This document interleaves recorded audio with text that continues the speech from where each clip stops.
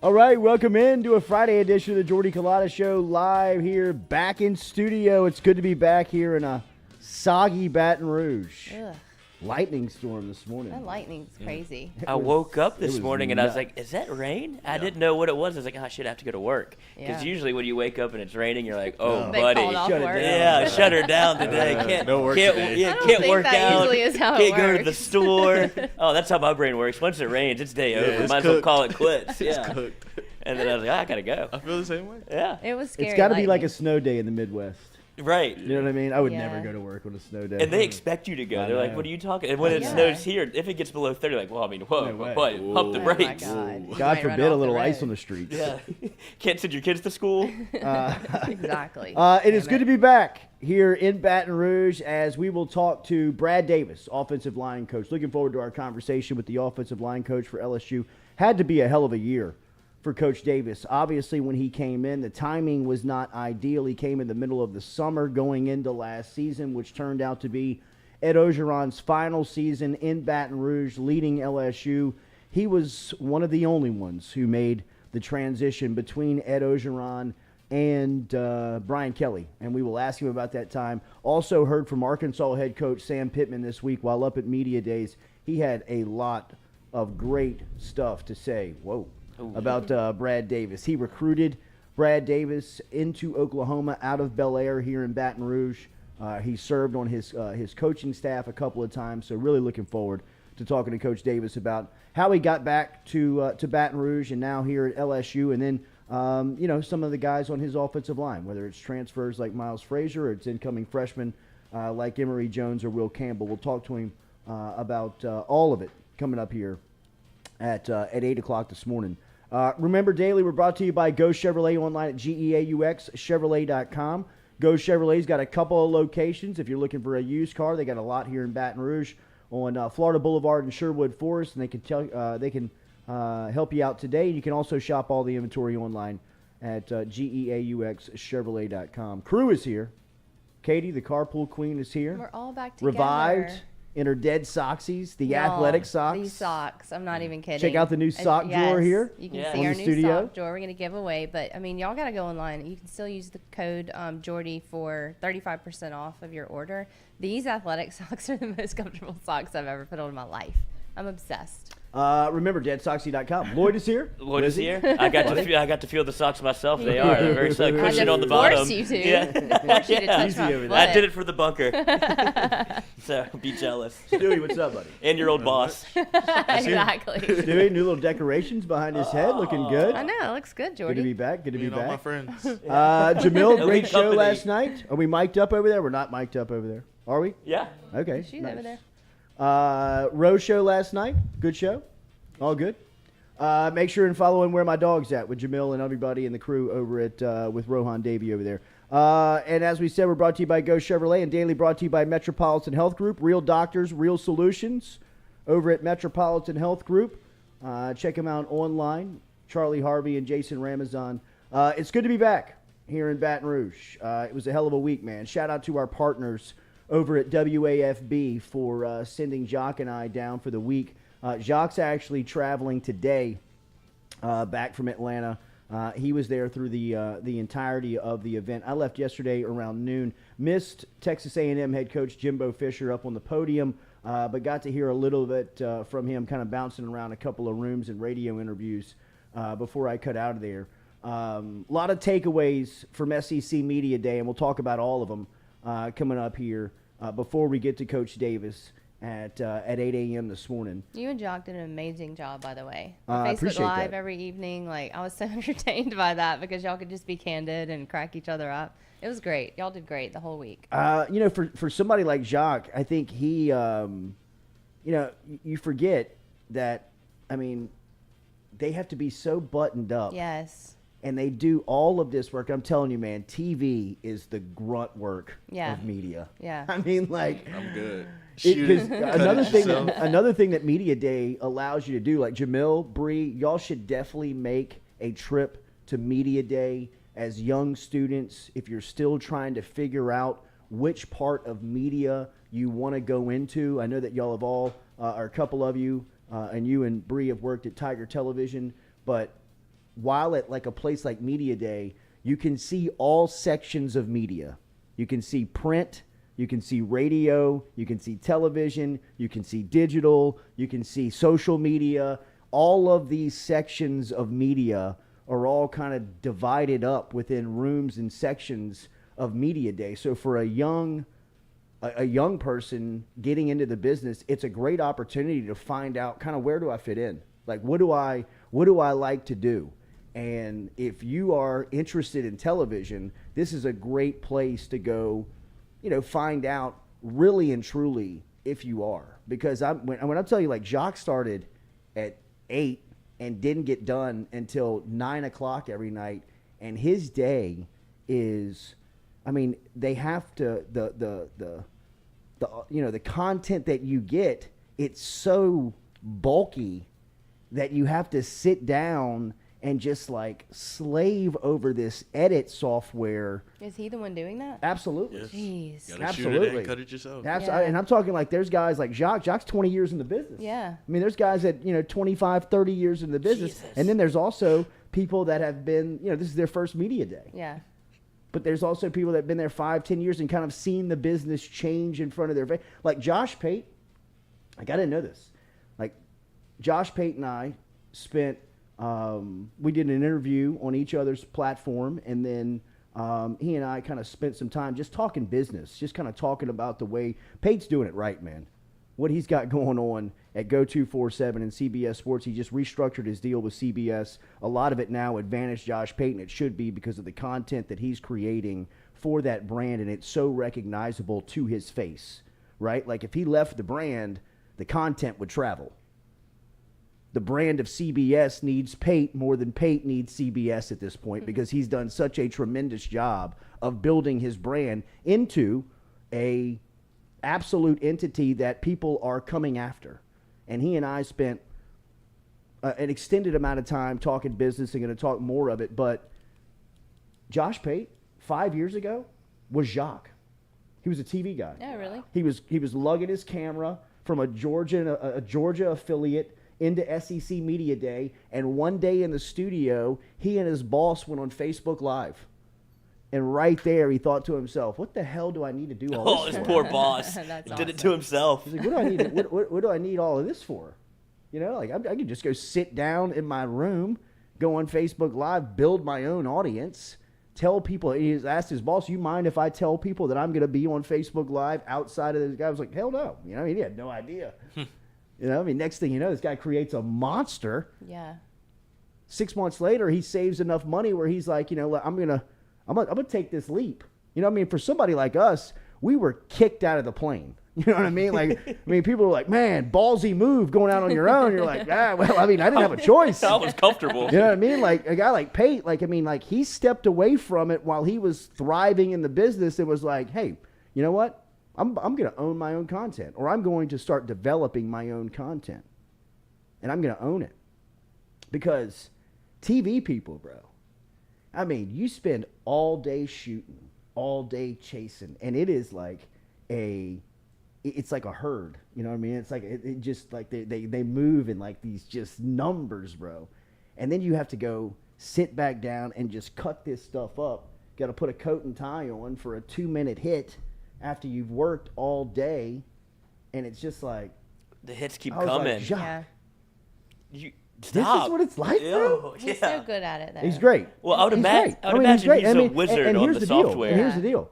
He loves it. Yeah. You know what I mean? Obviously. But you have to. You have to love it. But it was cool to see him let his guard down a little bit and just Yes, sit but and be then so you casual. cross him over Yeah. to a platform like that where he can loosen the tie Yeah. up a little bit, Yeah. take the coat off, and he can tell. He's a great Yeah, storyteller. he is. And he and I are around the same age, so we have the same. And we got into the business because of the same reasons. Because like growing up, we just were intoxicated by it. You know what I mean? Like we couldn't imagine doing anything else. So when he gets to telling stories about 1990s and 80s LSU, we fall in each other's wheelhouse. Yeah. And it's great to see him in that because he's so good at that part. You can see him like starting to do his imitations. You can start doing his storytelling, and we're going to keep it going. We're going to do once a week for sure, like we were doing at SEC Media Days. Just kind of sit down open up a live platform and go back and forth, talk about what was going on that week. Because one thing that SEC Media Day does for media members is that it kicks off football season for us. You know what I mean? Like you really kind of get into the mindset of you're in season. I mean, it's only a couple of days now. This is the last week that LSU will have off, and then they'll report for camp here. And once camp starts, you're in. You know, I mean, it's every single day we will be talking football. Saints are reporting in the next couple of days. I mean, the season's here. NFL preseason will start before you know it. Then, we'll all be talking about this great giveaway that we're doing with Caesars Sportsbook on how we can give you an opportunity to spend holiday weekend, opening college football weekend down in New Orleans with a chance to go to the game, watch Florida State, LSU, spend a weekend down in New Orleans. Make sure you use the promo code. You see the QR code in the top right of your screen. Download the app. You can check out some futures right now that you can bet on college football that are out there. All of the preseason awards and everything that has, that they're really starting to come out. Use code FM15. FM15. The letter F, the letter F, the letter M. That's right. 15. That's our code. Get in there. Make your bets. I'm trying to get the poll results from. To see who the SEC. Yeah. Is that under lock and key or is it public? No. It should be public now. So who gets to vote on those things? Every media member. That was at SEC Media Days. What's the if you were poll? credentialed, it was who's going to win the West and the East, Oh, who's going to win the SEC. You vote on like preseason awards, like preseason teams. Like how people will finish in Eastern and Western. Who's going to be the champ? All of the preseason stuff going into the season is handed out at SEC Media Day, and I thought that the poll results would be out. I'll make sure. Will you search that on social media and see if you can find it? But I was anxious to see, because a lot of the discussion there throughout the week, like a lot of people's lead question was, who's the third best team in the league? Everybody know who's first. Everybody know who's second. Who's the third best team in the league? And the debate came down to, it started off this week. At the beginning of the week, the debate started heavily with Texas A&M. Tennessee and Kentucky were getting some run.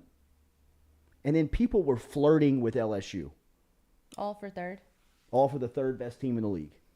By the time LSU had come and gone on Monday, and people had heard from Saban and Leach and Lane Kiffin and the crew by Tuesday afternoon, the narrative started to change on LSU. Then the news hits on Texas A&M, and Anais Smith gets in a little bit of trouble before SEC Media Days. Jimbo's got to deal with a little bit more adversity. He's coming over to Atlanta with some more storylines off of the field.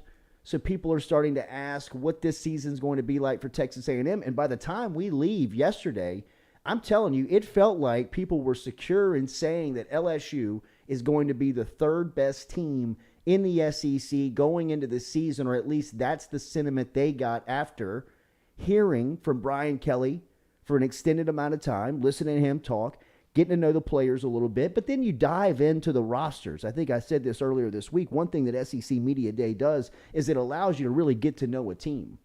Once you go there and if you pay attention, you don't have to try too hard to learn about a team. The head coach is up there telling you. Usually there's the top two players and somebody that's got some personality that's giving you some background on some on the roster, on the depth chart, on some of the competition that's happened during practices, during spring, what the expectation is for the summer. So, you really kind of get to know the team, kind of get to get, the feeling of it. Like after I heard from Lane Kiffin on Monday, I'm telling you, he walked around like he was at a funeral.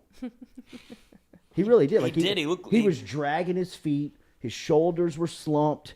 I mean, when he sat down, people were trying to kind of like jab with him and kind of get him going, and he was just... He wasn't having it. He looked like a mortician's dream. Yeah, all tanned up. Yeah, I mean, he looked done. great. Yeah. He looked fantastic. Still has Suit a pulse. looked great. Yes, he did. He looked good. Shoes looked good. Maybe the weight loss is not because he wanted to get himself back into shape, but more of like the stress of... He lost weight? Oh, yeah. Like visibly? Oh, God. Oh, he used to have... He had Wait, what do you jowls. mean? Since when, though? Last season. year. Oh, Absolutely. really? I didn't He's a notice little that thick. big I think of he got a little difference. fat and happy down in Boca. Yeah. Okay. And then he knew it, too. He was like, I think he saw himself. He's like, Jesus, cool. he I did. gotta fix some of this Lame. up. Yeah. Fix yourself, sir. He's a Cali kid, bro. Yeah, this Yeah, isn't he supposed is. to happen to me. Yeah, right. Can't And- be but- hanging on with the 4 chins. Man. Right. Like, this isn't the Lane Kiffin that, that pulls. Like, I got to change my look. Fat, though. I don't remember him being fat. It was just fat for Lane. Not fat. Yeah. Yeah. Yeah. He's a little thicker. Big. Yeah. Chunky. Big. A little chubby. Remember when I Yeah. had that dream about him and I didn't hate him for like a week? I No. thought like I needed to be with him. Hey, Maybe you should. He'd have offensive coordinator. Did you see his video with he'd his have you daughter? belting out of his hand 3-minute conversation. Probably. Yep. Yeah. No doubt. Probably. Eating out of the palm of his hand. No doubt. Yeah, probably so. You want to go to Lake I'll admit it. Sardis? Fine. You can spend $700 in Zara. Yeah. I know. I his saw daughter. that. That's a great video. I saw that. I can easily do like- that. Great video. That He was a checks great his video. phone. Checks his Just phone. straight to it. That was a great video. What about when she walks up and he goes, I don't even know what to do. 700 what? How? He's like, I don't even know what to say. I don't even know what to do. It's like, how He's much? like, was how it? much? Uh, And the one girl's like, I don't know, Dad. It's not. And then once she goes, $728. He's like, oh, $700. how? It's and then incredible, The man. video of him just, I think it's in the same mall or whatever. Whenever Yeah. he's upstairs and she has him he's terrified of heights, and she's Yeah. filming him walking, and he's like literally shoulder on the wall. He's so terrified to look. He's like, Dad, this way. He's like, I'm not going over there. He's content whenever he's not trying to make Yeah, he content. is. Yeah. He is. So, I mean, I can tell you that people are really, I don't know if that's a good or a bad thing. I mean, I don't know if that brings Weight loss? expectation, the expectation to LSU, or it brings more attention to LSU. I mean, you can't really run from it. I mean, not that you can hide from expectation or attention in college football, but there's a lot of people talking about Brian Kelly and what LSU have going on in Baton Rouge right now after hearing from him for an extended amount of time. And then you get to know his team and his roster. And I think people, when you dive in, I heard something Andy Staples said, and I was trying to think and debate with him on it, but he said that this LSU team this season will be the best team that Brian Kelly has ever coached. Wow. Think about that. He's never had a defensive line like this. Staples says it. He's never had a wide receiver like Kayshawn. He's never had a second wide receiver like Jack Besh. He's never had a third or a fourth guy like Malik Neighbors and or Brian Thomas. I mean, the quarterback competition is healthy enough where you can win games. John Emery could be a bust-out primetime back in the SEC. I mean, there's a little bit of what if, but there is also a lot of you're right. He's think about it. He's never had B.J. Ojolari. He's never had Mason Smith. I think that's where the difference lies, is on the defensive side of the ball, because he's always had a pretty stellar offensive line, and that's Brian Kelly. That's one of his calling cards, is he focuses very deeply on the offensive line. He's had a one before as a wide receiver. Sure. Chase Claypool Yeah. is a stud for the Steelers. He had who's the other cat with that can fly that always gets hurt with the a couple of years ago. Oh, you got Golden Tate? Yeah, not Golden Tate's great too, but there's another guy that's still in the league that he's always hurt, but he's a big what-if guy that can fly. But he's always had at least a one. Will Fuller. Yeah, Will Fuller. He's always had a one on the offensive end. But I think the depth is really what makes a difference at LSU. He's never been able to go 2, 3, 4 deep at wide receiver. Anybody here can get it. Then you have a stable of running backs when you look at Noah Kane, John Emery. He's never had the depth that he has. And then you look at the defensive side. I think that's the difference in terms of all-around talent. Well, sure. I mean, you lead the argument with defensive line when you're talking about LSU. Everybody over there is just kind of really impressed with what LSU could look like on the defensive line. I mean, I heard Kirby Smart talking a little bit about it. He was asked about it in a particular room. I mean, he recruited every single one of LSU's defensive linemen. I mean, every single one of them. He said if they went to the transfer portal, they were going after him, or throughout high school. He really thought he had Mason Smith. I mean, he was kind of telling the story. I mean, he thought for an extended amount of time he was going to get Mason Smith. He knew what he was going up against You know, I mean, he said that's Orgeron recruiting a defensive lineman in South Louisiana as LSU's head coach. There wasn't a more dream recruit made for Orgeron as the head coach, but Kirby Smart in Georgia did I mean, they had him fighting to the end. Mm-hmm. You know, I mean, so it's interesting to take a look at where LSU kind of fits in now, and I think the more that the season gets here, the more people are saying a little hot stove theory on Jimbo and Texas A&M. It was cool to talk about them around signing day. It was easy to talk about them a couple of weeks ago. It was easy to talk about them kind of leading into it, but then the same old stuff kind of happening. And look, I don't know what the X's and the O's are of what happened in College Station earlier this week. I just know that the timing's bad, and it has always kind of been bad for Jimbo and A&M. I mean, I know that they beat Alabama last year, but you still went 8-4, right? I mean, you still had to beat Alabama last year. Yeah, really and truly. I mean, that was kind of, and now there's a little bit of expectation growing, but now as the season starts to close in, people are like, I don't know, man. Really? Maybe it's LSU. So you don't think the hype is real? Not this A&M season. hype? I think more that you talk to people, or at least around the conference, the more people believe that they're 2 years away than they are a year away. Which makes a ton of sense, right? Because all the talent that they brought in, they're all going to be freshmen. Yeah. Right. It's not like he didn't like raid the transfer portal. It was all we're going. It's kind of like the opposite of what LSU did. And there's a Brody Miller article that came out that kind of laid out LSU's plan early on with NIL, and it's like we had to do it this way for NIL for the transfer portal. Like that's what we needed to get established guys in because of the way that the roster was set up. Yeah. A&M went the opposite way because we need talent now. Like we need, if we're going to get all of this and Jimbo's going to be here, all of this guaranteed money, like let's lay the foundation of getting every 5-star we can. And that doesn't always translate early on the first year, the first season. A lot of these guys are going to be on the field. Right. And you're going to see a lot of freshman mistakes. Doesn't matter how good you are. You're playing a whole new ball game when you go to college football. So I could see a little bit of the A&M decline. But in 2 years, if he can keep all those cats on campus, they're going to be a problem. Yeah. Well, that's the deal. I mean, here's now what he's created is 2 years. There's high expectation. You got to be good. Have to be. You know, you better be good in a year from now. And this season would be a great kind of sneak up on some people and really kind of going into next year. Texas A&M scary. Yeah, but I mean, if they same finish old A&M, 8-4, yeah, that's to finish 8-4. It's going to again. be same old A&M, and then they'll come back, but they'll probably be preseason next year. Top 10. If it is 8-4 and all those kids kind of flash, then that's when you'll see A&M make that move. Jimbo did say something yesterday that I think grabbed a lot of people's attention as far as could be some news to hang on to and watch out for, and that is future scheduling within the league, future permanent opponents, right? With 16 teams coming to the league in 2025 with the addition of Texas and Oklahoma, how are you going to schedule, right? Are you going to go to a 10-game conference schedule? Are you going to go to a pod system? What's it going to look like? And A&M's coach, Jimbo Fisher, yesterday was asked about SEC future scheduling format, and he said something that a lot of people around the room were kind of like, oh, man, that might be some breaking news. He says that Jimbo Fisher didn't shy away from a question on who he'd like to see as Texas A&M's permanent rivals in a revamped SEC scheduling format. He says he would go with Texas and LSU as two who should be permanent rivals for the Aggies. A third would likely be either Arkansas or Mississippi State. Per Fisher, Aggies and Longhorns would be great on an annual basis. I think that these are some of the conversations that probably started to happen in Destin as far as what future scheduling is going to look like.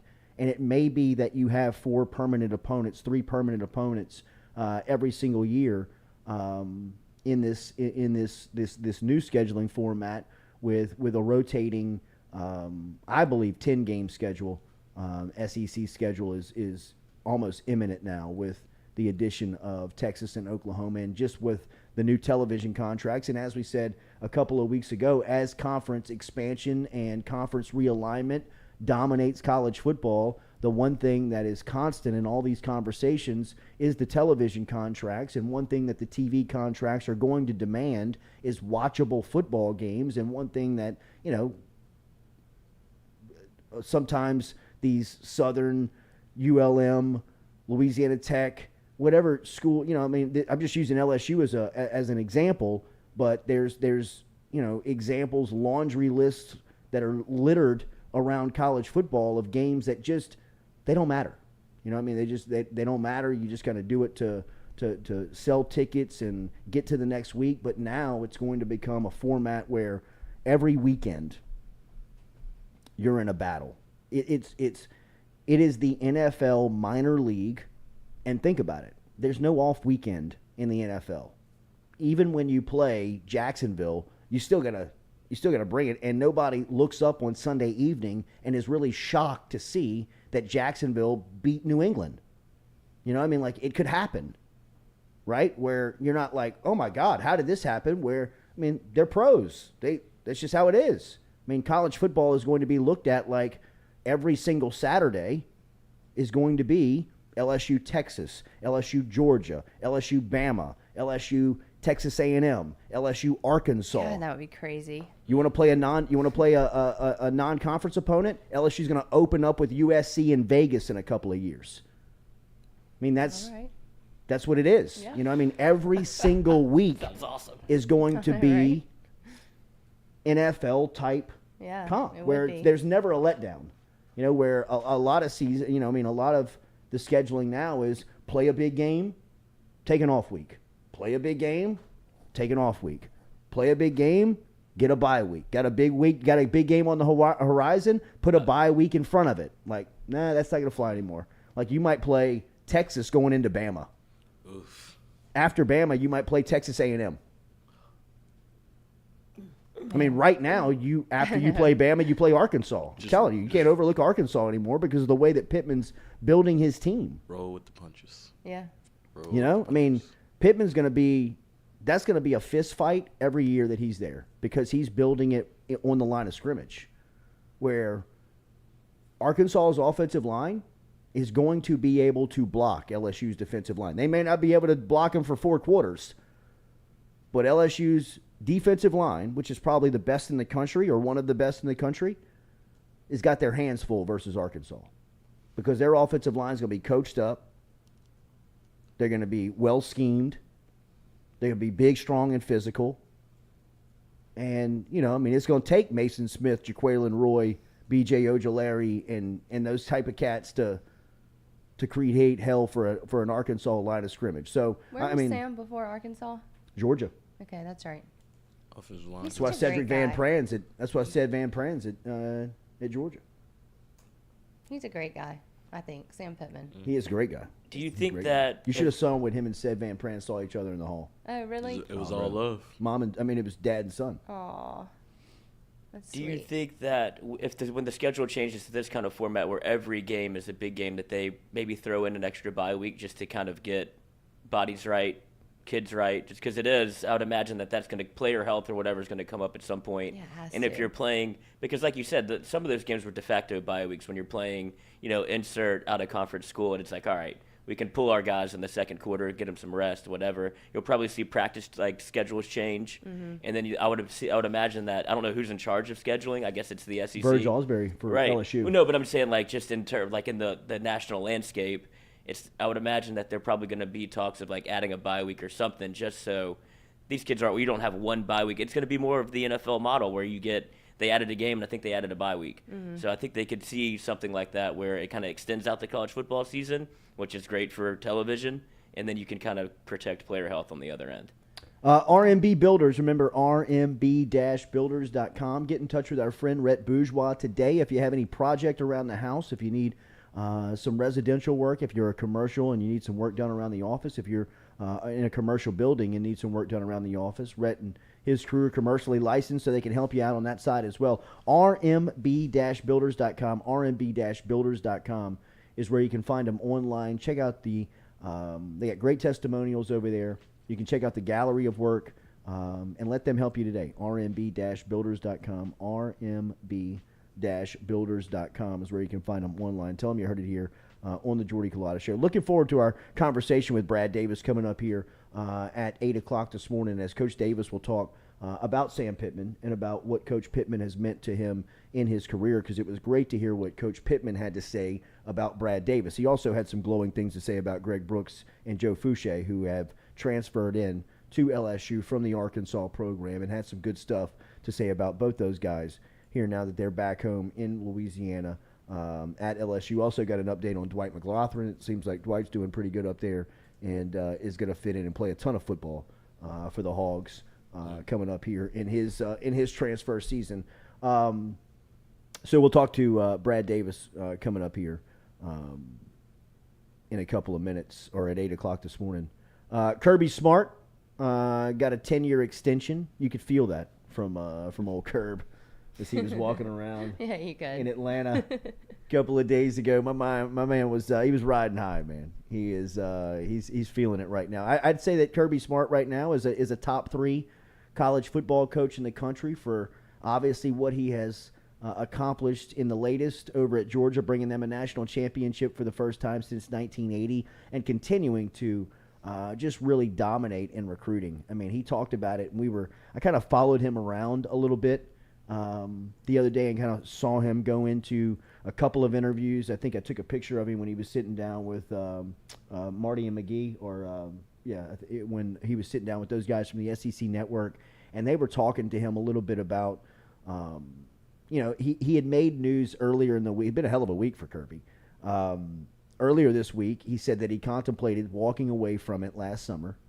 On Wednesday, he goes to SEC Media Days, the toast of the town in Atlanta. I mean, he kind of owns the place. And then on Thursday, he becomes the highest paid college football coach in the game. Now, Saban wakes up today very happy because in Saban's contract, it stipulates that he will get $1 I'll raise more you one.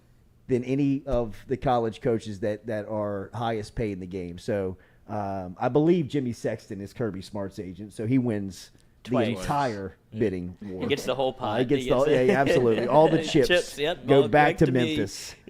Go back to Sexton's office as he That's just amazing. swipes them into the bag. So will for Nick Saban, they just renegotiate his current deal, or do you think they add time to it?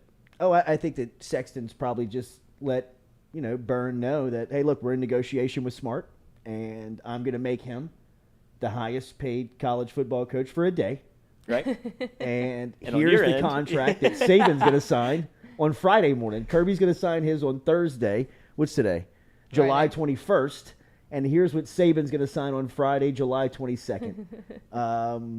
Because Kirby is reportedly he was previously making $7.13 million a year. Aw, it's hard. And now He really needed will be that paid raise. between $10.5 and $12.25 million per year, making him the highest paid college football coach at a public university. Mary Beth is so excited. Who is that? Yeah. His wife. Is that his wife's name? Yes. Very best Smart? How do you know that? How do you know that? It's in the damn article. I put Oh. it in here. Mary Mary Beth. Beth, my family and I are excited and grateful. Yeah, I bet Mary Beth those are is his two excited and daughters. grateful. I bet last summer when he told Mary Beth, I'm thinking about walking away, she said, the hell you Exactly. are, buddy. Exactly. Because all that means is you're going to be spending more time around here, and I can't jump on a PJ and go shop wherever I want in the world. Yeah, but So that- go make me the highest paid wife, Yeah. the highest paid college coach's wife in the country. That's exciting. And get that done this year. And look, Kirby got it done, man. He won a natty. But Saban wakes up today, and he'll be making 13. What's his wife's name? Terry? Terry. Yeah, Terry. Terry. Terry's not Terry- going to stand for this. When I tell you that every Alabama station ran the soundbite of when they were like, hey, Nick, tell us something that you do good that we may not know. And he's like, well, I mean, I don't understand why people don't understand. I do chores around the house. I mean, I clean up. I mean, Miss Terry tells me to do this stuff. I mean, I clean up around the house. I mean, I know how to scrub a floor. I know how to sweep. I know a broom. I know what a broom is. I mean, all these people are like, I mean, like, God. all of them are doing their stand-ups and their coat and ties and like, and even Miss Terry can keep Nick online. Miss Uh-huh. Terry. Only Miss Terry. person more powerful in Alabama than Nick is I Miss mean, Terry. Just like, good Lord. A little creativity from all of y'all. I mean, they've been doing that trope for 10 years. Yeah. It's always been Miss Terry's king of the Yeah. house, but Nick Absolutely. Saban rules college football. Absolutely. God. But a good day for Jimmy Sexton, nonetheless. Great day for the guy. Yeah. Where do you find Miss Terry? Only gets a percentage. West but, you Virginia. know. Ah, Oh, really? Mountain Mama. She he tells the same old story like all the time. Like she was dating like the opposing school's quarterback. Ah, In high school? What a Yeah, in high story. school. Like What a the story. all-American Yes. story Yeah. for Nick Saban. Yeah. He was the undersized safety at the rival school. I wonder what she was like. Picked him Was off she more than hot? once. That's right. That's right. Was he hot? No, he was never hot. Was Terry hot? I said she was like Miss West Virginia. He No said like way. she was like the Really? queen of the town. Well, hell, Nick. Yeah, like Go she was for the it. homecoming Nick the queen. She was Polo. dating the quarterback. You Okay. know, Like a and he was horse. kind of like the, Yeah. the silent safety Yeah. that nobody paid attention to. Yeah. His dad owned the gas station. He would pump gas for everyone. Aw. Drink a little bit. Always taste the gas. What? That's what those people do. That pump gas. They always get a little lick. Keep the day going. What do you mean? They do not. Yeah. Do you have to siphon gas? That's a crazy. If you've never seen that done, Oh, That is more I have comes seen out than that you done. think. that is like some South Louisiana crazy. Like, oh my God, Has anybody ever done it? I have not. Siphon I have gas. not. Yeah. But I've seen somebody do Me it too. on Yeah. a ship on a Ugh. boat one time, and I was like, I'm scared. bro, I would die. Like, I mean, like I would Yeah. I wouldn't be able to do that. I wouldn't have the wherewithal to be like, let's siphon the gas. Right. Well, You know what I mean? Like, the funny thing is, it's A to B. Like, you know exactly doubt how it it works. is. Like, Yeah, all I you need is do. a hose. And then you're just like, oh, I'm about to drink some gasoline, I guess. God, Like, how do you stop yourself from swallowing? that's a good question, Katie. Katie, I'll you tell us. defer to you. we'll be back with more of the Jordy Culotta Show, The live, P-Shot driven and works. powered here by Go Chevrolet. Mental health.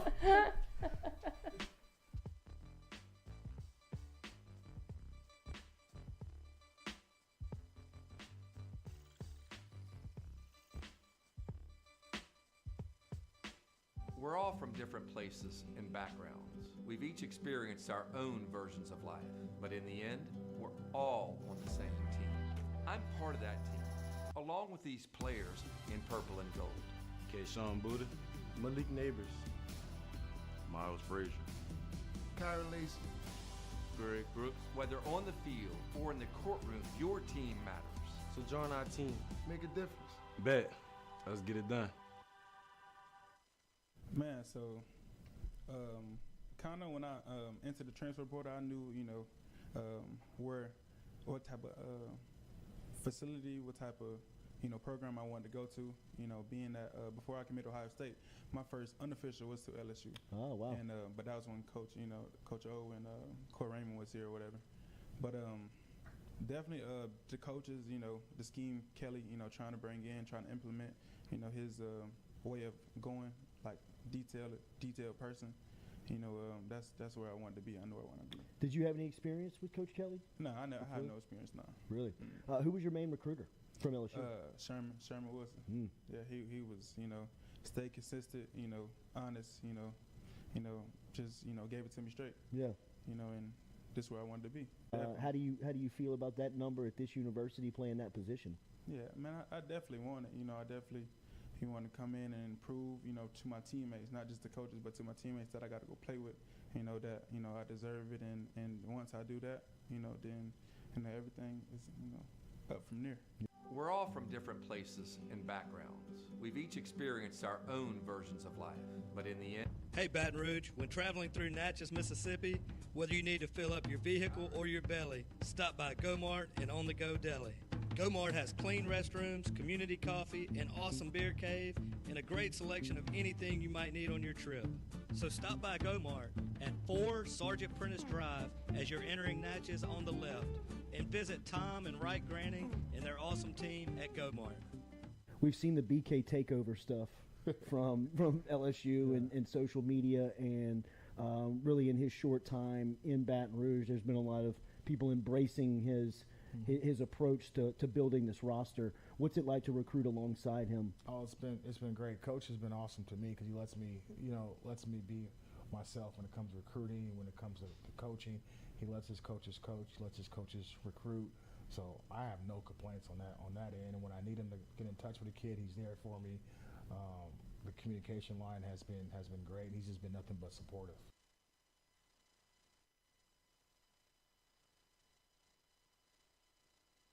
But this opportunity was different. You have a chance to come to a place with unbelievable tradition, work for the winningest head coach in college football. be at a state. I've never been at a state where football's king, and if you just dominate your state, you're going to get some of the best players that there are. Sure. Yeah, so I think, getting through spring, I mean, most of it was obviously just installing the offense. And I think all four guys really made some strides in terms of that and showed a lot of positives. Obviously, which, you guys get to talk about all the time, so you guys, all four have done a great job. They did. I think they did a really nice job in spring of taking strides forward individually, and everybody's different in terms of what they need to get better at and what they need to show. And then moving into summer, and I love the way they're working right now in the weight room for Coach Flint. But like I said, I think spring a lot was everything was new for everybody. So especially at the beginning, there wasn't as much evaluation, say the first few days, get into the flow, and then I think we got some good opportunities for some guys to get some reps, and I think everybody showed some positives. Hey, Baton Rouge, when traveling through Natchez, Mississippi. Do you suffer from chronic dehydration? Are you looking to improve your athletic performance and you need to get over and see our friends over at GoFlow IV? They're located on Jefferson Highway. Easy to find them online at GEAUXFlowIV.com. Make sure and use the promo code Jordy Culotta Show. If you do, they'll take 15% off of your initial visit. Check them out online, GEAUXFlowIV.com.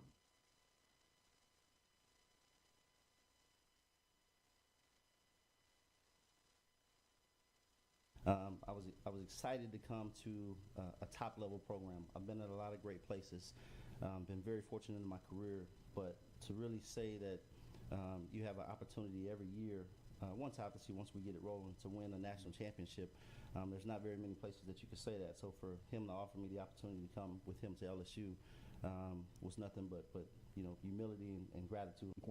Yeah, well, I think it starts here, and we have a good bit of people on this particular staff who are from Louisiana, who know and believe in our hearts that this place produces the best football players in the country, and I think the numbers speak for themselves. Per capita, produce the most NFL players, you know what I mean? So even from an analytical standpoint, it makes sense to take the kids from here because the chances of them playing in the league are higher than if they come from anywhere else. I think our brand is super powerful, so we will have to recruit at a national level, or there's really no reason that we shouldn't, you know what I mean? Because if we can get a top player from another state who can help us win a championship, then of course, right? But I think it starts right here in Louisiana and then right here in Baton Rouge. There's some really good players who are still available that are right here in Baton Rouge.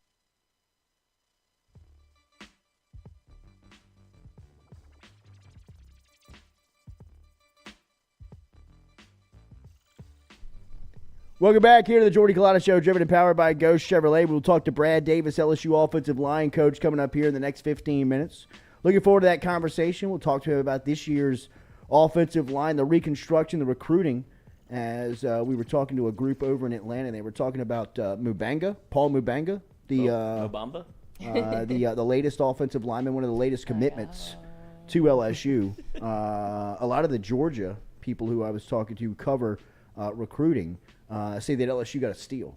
Says that LSU got a guy that, from a future standpoint, hadn't played a lot of football. Like, had only played football for like 2 years, but like the measurables were crazy, and all of kind of like catching on to the game and just the natural skill set of playing offensive line that he got it. So obviously, Brad Davis and the crew doing work not just here in Louisiana. It looks like Zalance Hurd. That's been the latest of the targets. Yes, by Twitter targets. No doubt. As what was it, Lance to LSU. I think they just kept it easy. Yeah, it was. Did they? Lance to LSU. That was cute. But Zalance Hurd is, and I saw that he got his fifth star. Oh, he did? Yeah.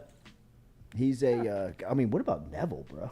Well, I feel like nobody's really talking about Zalance Hurd. Like, even though he's a 5-star, was a 4-star, like, obviously high 4-star. Nobody talked about him. Yeah, it feels like whenever I think Shea came in, or I think it might have been Spiegelman, that he was like, I mean, he's heavy on LSU, and I didn't know if it was because he was such an LSU lean, or was it just because maybe he's kind of gone under the radar a little bit. But, I mean, if LSU can pull in another 5-star offensive lineman, like you can see where From the same From school. the same school. Did never win the? Did they win the state I don't think they championship won the last- state championship. Wait, Who's their running back? He had to go for Yeah. Good 2K. No, that running back is Lord. going to like TCU. Yeah, I mean, forget. he's getting downgraded in the Monroe. offensive line. Yeah.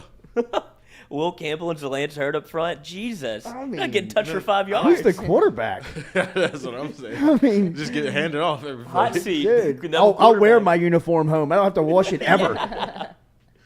Golly, did you play today? Oh yeah, 50 snaps. But Zalance Hurd is the latest that seems like is the LSU target. Obviously, we will not be able to speak specifically about Hurd to Brad Davis, but we will be talking to him about recruiting and what it's like with Brian Kelly in the offensive line. What's the evaluation? What are you looking for, man? Is there a prototype, or is there, are you just going after a certain type of guy? We will talk to Coach Davis about all of that coming up here. Cordell Music says it's Lance 2 LSU. Hashtag Lance, the number 2. That's what we said, right? LSU, yeah. And then I just They lost in the playoffs, 45-17 to Warren Easton. wow. Got run up the Jeez. you can't run the ball if you're down that much. 45-17. Who won the state championship in that division? What is that? 4A? Yeah. That's 4A non-select? Ugh, all this crap. It's too much for me to know So if it's stupid. non-select or select. But It used to be fun to go to I this. mean, how awesome would it be to like play? Would Neville would play Carr, yeah. right? So who would be like the private 4A champ? See, this is where you lose me. Is that like John Curtis? See, yeah, I don't even lost. know, man. I'm out, Yeah, I'm golly. out, dog. Dude, I used to love high school football in the state of Louisiana. Yep. Really? Oh my God! so much bro. talent everywhere. It was Yeah. awesome. I mean, the best gig I've ever had in media was play-by-play radio for U-High. I'm telling you. That year that we called, we started with like Manny Miles, Nick Brissett, Tim Williams, and we went up to Evangel that year, and they played Trent Taylor, who is the wide receiver for the Cincinnati Bengals now. They called him up for the Super Bowl last year. He was like on the practice squad. But he went to Louisiana Tech, and he ended up, I believe he got drafted by San Francisco, and was like he was like a Welker. Yeah. You know what I mean? He was like one of these Return little, could return punts, Swiss return Army kicks, knife. put him in a slot, and he's still playing in the league. And the dude, I'm telling you, is my size. Like, he is little bitty and just catches everything, great route runner. But, I mean, going up and, like, calling those types of games Yeah. I bet that's fun. was awesome. Yeah. And then it, like, continued into, like, Dylan Moses calling all his games. And, like, that crew with Michael Hollins, who's now at Virginia. He's a starting tailback at Virginia. Brighton Constantine, who went to Clemson, who had the knee injuries, who's now out of football. Jaquelin Roy, Yeah. who's a starting defensive tackle for LSU. They had they had so many players, man. They had a couple of guys that went to Stanford. They were great. John Gordon McKernan, G's son, was the quarterback. And they played but the thing about them was that they played everybody. So every Friday night, they didn't play anybody. Like, all their district games were blowouts because nobody could play with them. But the first 5 games of the season, I mean, bro, we were going to, name it. He was playing Acadiana. He was playing Zachary. He was playing Carr. He was playing Catholic High. He was playing anybody because nobody wanted to play him. Right. You know what I mean? Like, that was the deal. So he'd go play everybody. And we'd square up on a Friday night, bro. You'd be at Tad Garmley. You'd be like in it. You know, like you would talk. Jamar Chase. They play Rummel. Yeah. We saw Jamar Chase, Christian Fulton, and then the quarterback that went on to Nichols, who was a Chandler stud. Fields or Chase Fuchsia. Yes. His dad was Forcade. Yeah, Chase Forcade. Yeah. Yes, and his dad was John Forcade. But Forcade, Christian Fulton, and Jamar Chase. Chase was a junior and ran right by this DB that I think played at Stanford for University High. They had Ryan Clark's kid, Jordan Clark, who's now at Arizona State, was starting DB. Jeez. They had 13 That's Division a I lot. players. Yeah, that's Like, crazy. it was. You look at It was UI big right time, now, bro, though. and they're That's coming crazy. back. They're about to be back. JJ Pickett said Westgate won 4A. Yeah, Okay. Westgate won the regular 40. But They won the select? No, they won the non-select. The Yeah, non-select. Derek Williams. He put on a show that night. Yeah, I'm looking at the regular, like the select teams, and Edie White. So this is Division 2. It's Edie White. Is U Division High. 2 like 4A? No, Division 2 is just like all the private schools, whatever classification you are, you can choose to play in whatever division you want to. So you can play so up now or you can down. opt in or out of being private or non-select? Yeah. I didn't know that. I didn't know that either. And so like U High. So this division is U High, Edie White, STM, Turlings, Parkview Baptist, St. Michael the Archangel, De La Salle, St. Louis Catholic, Evangel, Archbishop Hannon, Haynes Academy. What about St. Michael Liberty, and De La Salle talk about on the Loyola field? Prep. I mean, De La Salle can go. Yeah, old De La Salle. That's who De La Salle was, who we would call, was either in the semis against U High or in the state title game. U High, when I would call them in the state title game, would call it like they would go up against St. Thomas More. Mm-hmm. We went to St. Thomas More one year in a semifinal game and lost on the 1 yard line. Miles threw an out route to somebody, and the kid got pushed out of bounds. A lot like LSU lost at Auburn that day with Craig Davis. They lost in the same fashion in the state semifinals. He's got his dad's brain. What's the highest level in Louisiana? It used to be 5A. It's still 5A. It's still 5A. Mm-hmm. Like Zachary is like the Woodlawn. 5A champ. yeah. Yeah. And who was the select champ in 5A? Was it Catholic? Oh, it was Catholic. Yeah, we went to the game. Like, I would love to see Catholic and Zachary play. They played the regular season. They though. play each other. They played the regular season. District. Okay. But I mean, you know, like, you would much rather watch Catholic and Zachary play in an environment like that. I mean, Catholic and Jesuit was a good game, but I mean, you would also like to see Jesuit play. Mm-hmm. You know what I mean? Whoever the other semifinalist was. What they've done to high school football in the state is a crime. It's a crime. I'm telling you, it is a absolute. That was one of the best products that the state just organically produced, and they screwed it up. Yeah, people that didn't have a dog in the fight were going to the Superdome every absolutely. year. They were like, "This is must see," kind of like. West Monroe and Shaw would put 40,000 in that place. I mean, we used to go in high school. Absolutely. Like, go watch. We weren't playing. It was a great weekend. Like, it was like a great trip. Like, you know, like our weekend. coaches would take us or somebody that, like, you know, wanted to go. It's like, all right, we'll grab like four of the guys from the team. And it's like, it was always a nightmare for them because we're like, oh, we're going to New Orleans. Like, we're in and out. Like, can't keep tabs on us. No doubt. But I worked there the first year they made that switch. It was a disaster. Like eight games a day. Yeah. Like, I don't even know who's playing right now. They were kicking off at like Friday at 10:30 in the morning. Yes. Why did they? And then going until like 11 p.m. at night. It was all day. Why would they do that? Because the principals are the ones that really did it. There was a cluster of principals. Like school principals? Because it's like a lot like the SEC. It's not the athletic directors or the head coaches that run the league. It's the presidents of the universities. Uh-huh. They're the ones that have to vote on the policies, and then they're waiting on their word. Yeah.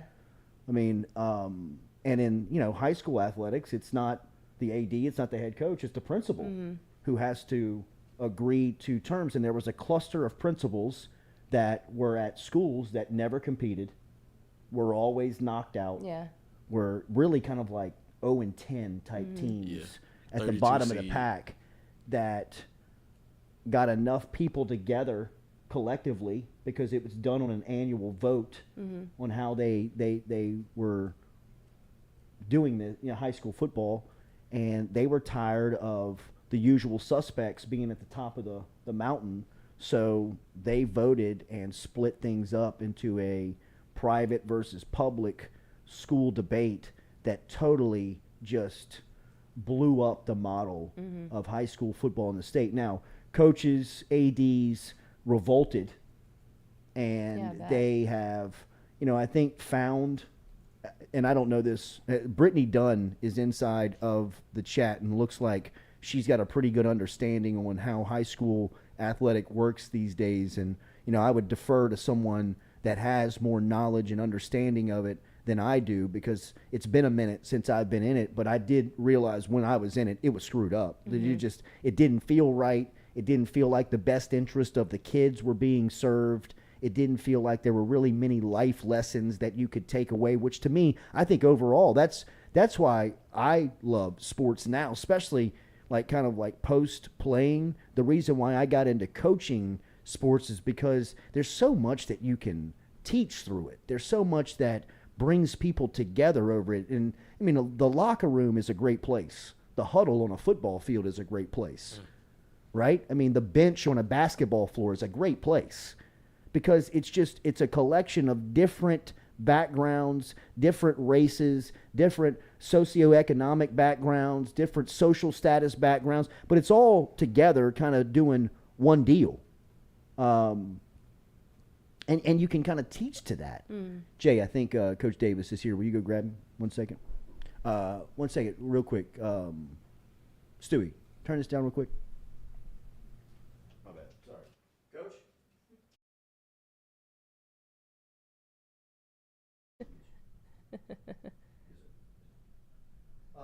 Need to get an umbrella. But We do. that is one thing that sports is great at, is that it brings everybody together. It teaches you lessons. You take those lessons away from it. What that model did to sports or, high school football in the state of Louisiana, to me, more than anything, was that it taught a lesson that just didn't exist in life. It was such a fake takeaway that, well, I mean, you practice to be the best, but the other team's a state champ. You won the state championship over here. They won it over there. Who's the best? We still leave this thing. There's still an argument. There's still a debate. Yeah, that's weird. Yeah, Is that just in Louisiana? No, Other they states follow. have done Yeah, that? they follow other. Like Georgia football is a great product. They've got great high-end recruits. I would say that Louisiana and Georgia are very comparable to one another. That when you look at the state, it's small. The state's small now. I know Atlanta has 8 million people, but I mean, just as far as like the overall geography of the state, it's not a lot of massive land that produces all of this talent. But within the high school football system, everything's cut up, everything's select, non-select.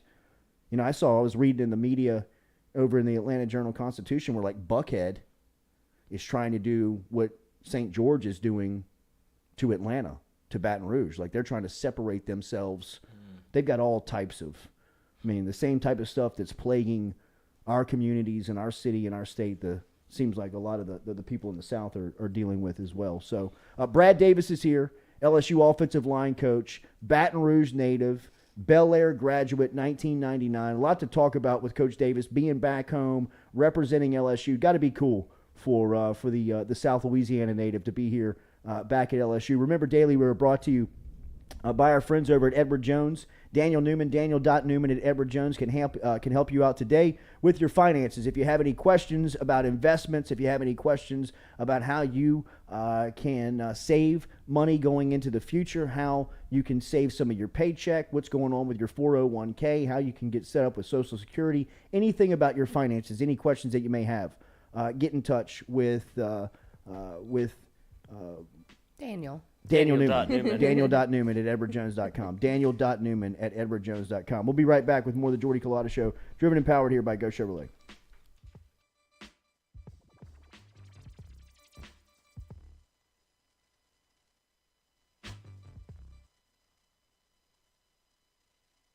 In a wreck, Gordon McKernan Injury Attorneys is ready to go to work for you. Come meet your team. I'm your intake specialist. I coordinate your case and connect you with your attorney and paralegal. That's us, your legal team. Here you go. Thanks. And we'll fight to get you every dollar you deserve. I'm your settlements and disbursement manager, and I'm here to get you paid on time. I'm attorney Gordon McKernan. Put our team to work today. Just call us. Get it done.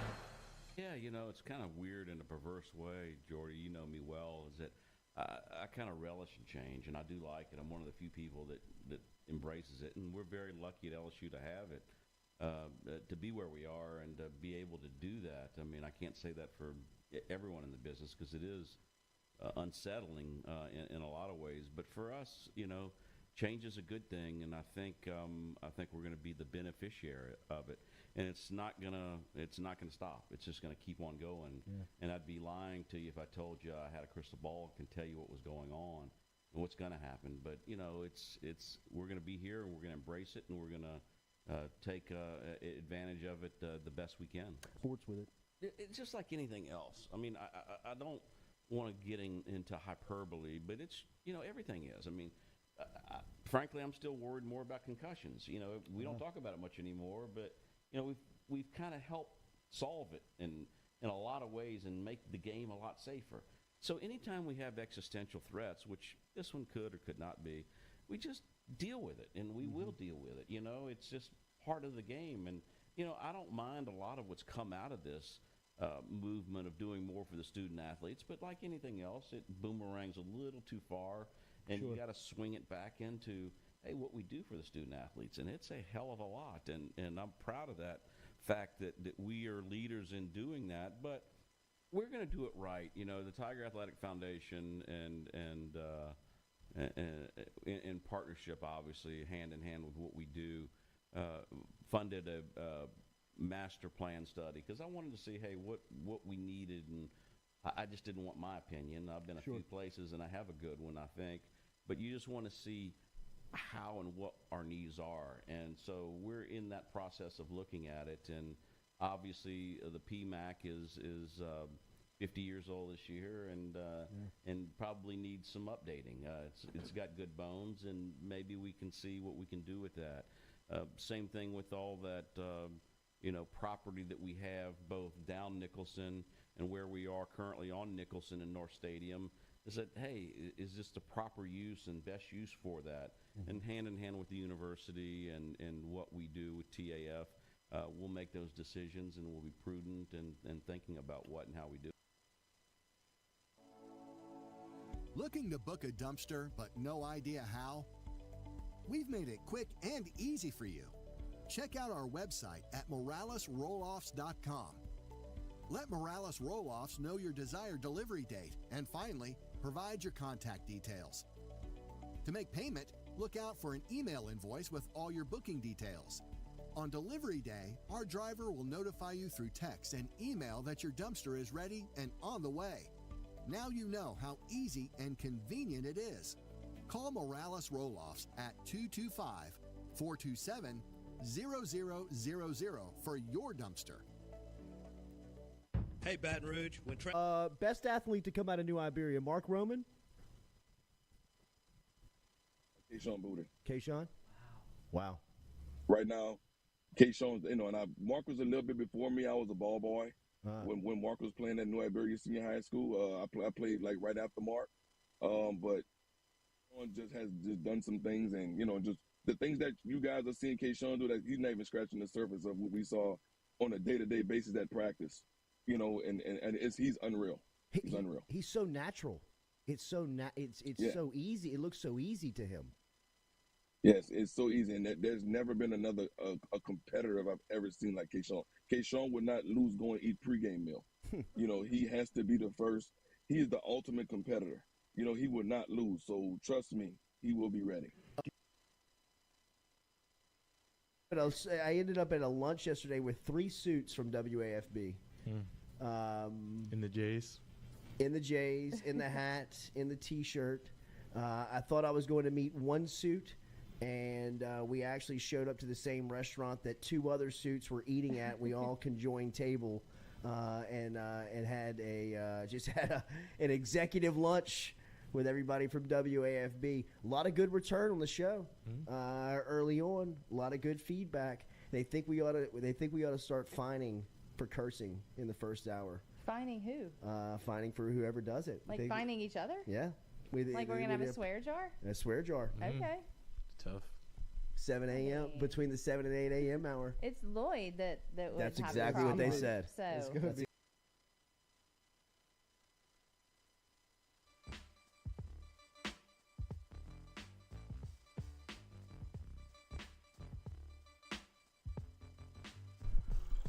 All right, I'm an asshole. God, dog it! I gave Brad Davis the wrong address. The UDL address. He's en route to the new studio here. Total dick move. It was an accident. It was an accident. It was an honest accident. I was on the plane yesterday, or I was just about to take off from the plane. Confirmed it to him. He asked me for the address. I knew I wanted to get to where I sent him. I almost gave my home address out. Yeah, I thought you were about to. I wasn't going to stop you. Almost did. That's a dick But move. Coach is sitting in the driveway In the right carport. now. Yeah. Like, I'd oh. imagine Copper's probably going ballistic. Oh my god. I hear a dog. Probably gonna have to hear about that one too. Oh yeah. Yep. Yeah. Oh, that's 2 errors right there. Yeah, One it's gonna rolled be a into. couple of. There goes your Friday, boys. Yep. Brittany Dunn does have good. And then when I hopped up and I noticed that I got up on a sleeping leg. Oof. If anybody's ever done that, I tried to run good. Ooh, I vibrated with that. Lord. The TV's shaking. Mother Everything Nature. shook. Big Thunder. Big Thunder Thunder. coming through. Big Thunder Day. Anybody tried to ever get up and walk directly on a sleeping leg? Yes. Yes. Run on a sleeping leg. I tried to make a move on a You sleeping did. leg. You did. I looked like a baby giraffe. I felt very hyperextended on my knee. I thought that I was going to face plant there for a minute. And that's what made me wonder when I saw that. Speaking of it raining outside, if Brad Davis in that carport, if he got out the car, that's my a place God. where you can beef it, dude. Yeah, it you- gets you so can- slick you out can there. Remember we face had that plant. slippery when wet Yes. poster. You can face plant. Bon Jovi. You brought that from your college dorm room. Wow. But That was dude, slippery in there for real. Where? The carport. oh, absolutely. Oh, death trap. Why did you know? You know, I'm opened talking the about door. my college Yeah. dorm. Where are you? Where are you? Where are you? Where are you? Up in Stark Vegas. Come back, come Wait, back, wait, come back. where was this gonna- Continue. Where were we? Where were we? Slippery where? The carport. The carport. Oh, yes, yes. Slippery Brad when wet. Davis. Slippery when wet. But when you got up on that leg, I was like, "Damn! I thought you might have maybe had a little hyperextension there. I thought you could have It felt. potential It ACL." felt. Yeah. It did bite a little bit. Mm-hmm. Yeah, It buckled. it bit a little bit. It bit a little bit. I wonder We're how good. many people We're have good. Bounce back. actually Bounce gotten back. hurt from that, getting up Many. Oof. off the John. Yeah. When I got my Achilles cast off, Dr. Bankston told me that the most that he sees on people re-injuring an Achilles is on kids' toys Ugh. in the living like around the house, like getting up in the middle of the night and just slipping on one, falling, and then like cutting the grass with a push mower and stepping into a hole. Yeah. Oh, I can That's only weird. imagine. I can't even think about like. The Achilles? Ugh. Oh, it's Imagine the worst, bro. popping it with the lawnmower in worst. your hand and you just go straight. Just go straight down. Little last push. Dad, what are you doing? It's Into hot the out lake? here. Yeah, just gone. Nobody's home. You're just sitting in the grass. Laying back. Yeah, I can't even finish Oh the my job. God, man. This is a low point. Help! Well, I mean, if I'd have fallen right here. No, we just would have brought the microphone Oh down my a little bit. God, I would have panicked. Flip that thing around. I mean, if you're not, panicked. Flip the camera to you. if you don't, yeah, it's just on the ground. Yeah. Coach, sorry about the address switch up, but tell me a little bit about Will Campbell. Yeah. From the ground. Have you ever had somebody go down with a sleeping leg? Golly. What a dickhead Sat move, on the bench man. too long. I'd be pissed. No, he's not. I can see you. You're more bad if. I'm glad that you did it and not one of us. Oh, yeah, God, for sure. same. Yeah, absolutely. Jesus. That's the first thing I said when you left. I was like, "Ooh, You not would my just have fault." left For by sure. now. Oh yeah, I would have been going to pick up Brad Davis and then leaving again. It's an honest mistake, Jordy. Brittany Dunn says she just read where Antoine Sampa and Philip Webb are not on the roster. Yeah, Philip Webb, from what I was told, was battling some concussion stuff from spring, and I think it was a medical choice on no more football for him. I don't know the story on Sampa and why he's no longer with the program, but I did see the same thing that they were no longer on the roster. And when did that come out? The roster Yesterday? came out, I guess, earlier this week because of media day. Right, and then I guess the story was broken yesterday that they were no longer on the roster. Yeah, well, we saw some reports about it early on this week, on Webb, and I even saw Webb earlier this spring. I think when it was actually made official in the program, I think that they said he had some medical stuff that was going on. Look, both these guys had high expectation. I think the outside linebackers, they were more of that athletic crew. These were Dave Aranda guys that Aranda really went out and he evaluated, he targeted, he brought them in. I actually think, and there are reports that Sampa could have been a medical issue as well. Both top 100 cats. Yeah, both could play coming out of high school. This just puts more. Look, if you ever were wondering whether or not how early Harold Perkins is going to play, this is more emphasis. Not that Phillip Webb and Sample were keeping them off the field.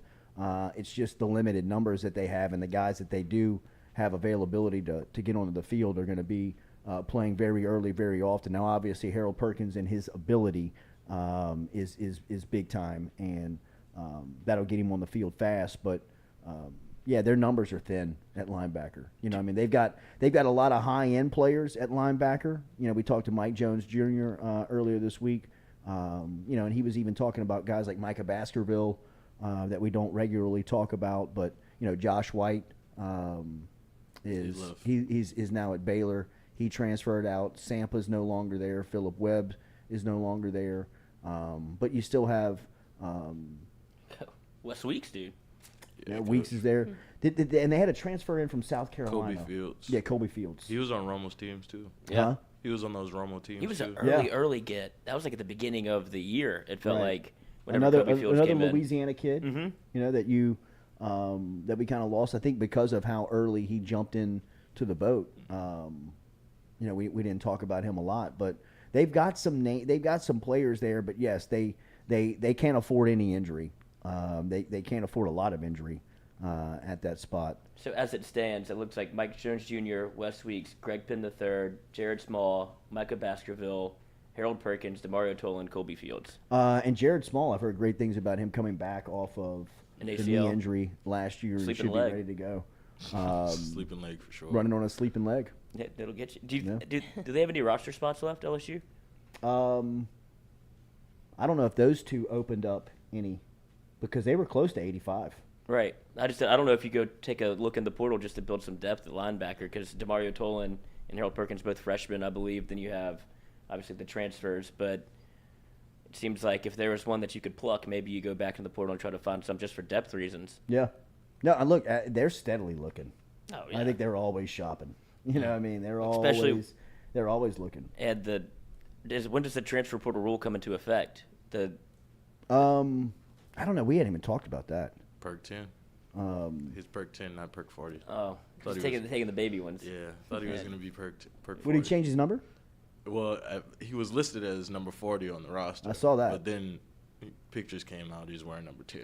So Okay. Perk 10. Perk 10. We'll take a Perk 10. Yeah, that's just a little day starter. Yeah. Yeah, a little party starter. Mm-hmm. You remember? No, it does sound like that. Well, that's a Perk 30. That's how you don't remember now the party. Now if he switches to the 30, yeah, you got to go. Best-selling jersey ever on Government Street. Let me get this report from yesterday from college football that is stating that the NCAA Board of Governors is meeting and looking to do away with the one-time transfer rule and make this open to now all years where you can transfer. This would be a debacle. I mean, this is from Nicole Auerbach yesterday from The Athletic. The Division I Council is recommending that the NCAA get rid of the one-time part of its transfer rule. Anybody would be able to transfer and have immediate eligibility if they meet academic standards. Athletes could transfer multiple times and play right away. I mean, man, look, I'm never anybody to make any excuses for coaches. They are very well compensated. They're given very good resources. They have, they've got a lot of perks. But this stuff is getting to a point where how do you even manage this stuff as a coach? Like, what do you want a coach to do? I mean, I'm looking at the recruiting calendar, and I saw a great quote from Mario Cristobal, who was at ACC Media Days, and Ross Dellinger put it out. I don't know if it was Dellinger who asked him the question, but somebody asked Cristobal the question of work-life balance in being a college football coach. You see that?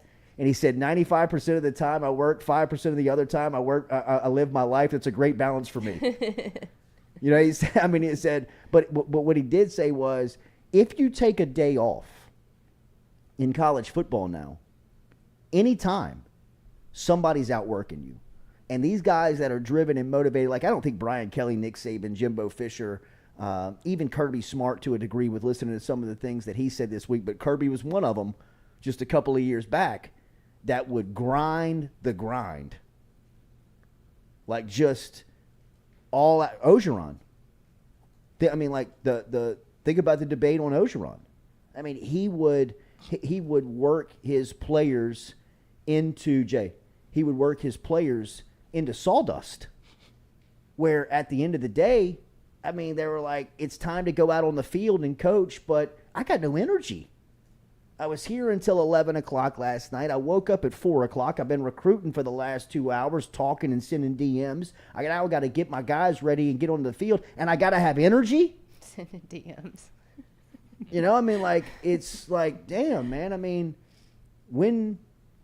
again, not making excuses for them, not apologizing for them, not saying that they don't get all of what they need to be successful at their job. But at some point, man, asking them to manage 105 guys in a locker room that all have now different outlooks on how they want to get paid, different ways on how they want to make money, different ways on how they want to get on the field, different players and people that you got to recruit to get them on campus, and now they're only going to be here for maybe 12 games?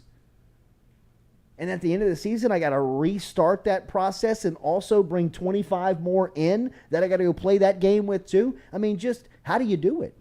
Coach O had a pretty good work-life balance. He did at one point. He had a crazy work life. He did at one point, and then Crazy he just life.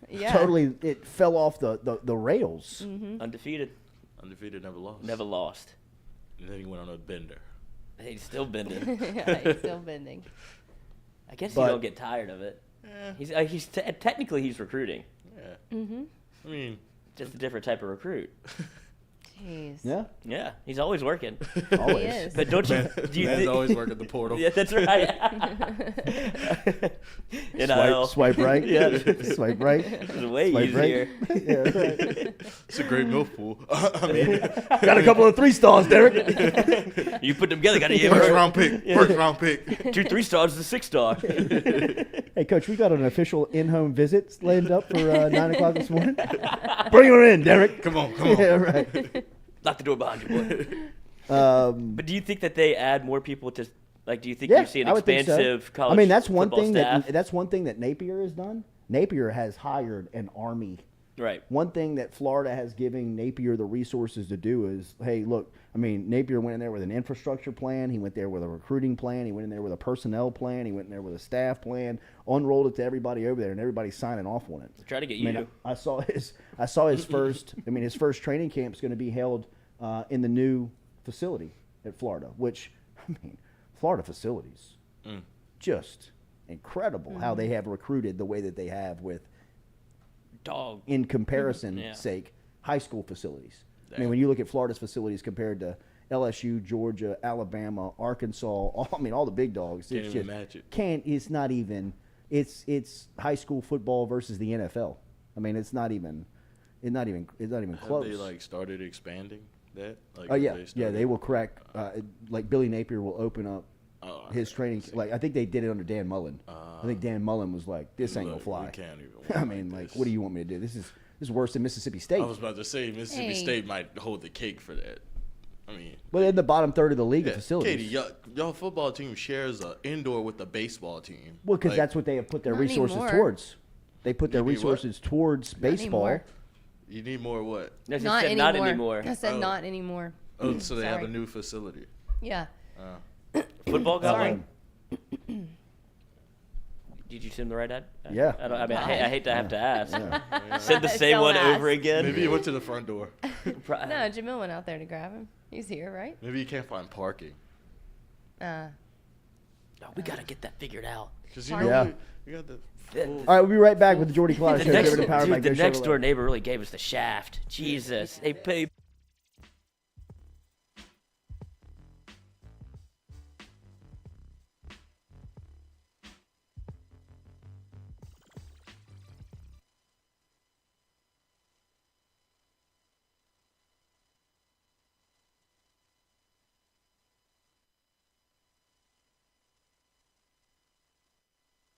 Hey, Baton Rouge, when traveling through Natchez, Mississippi, whether you need to fill up your vehicle or your belly, stop by Go Mart and On the Go Deli.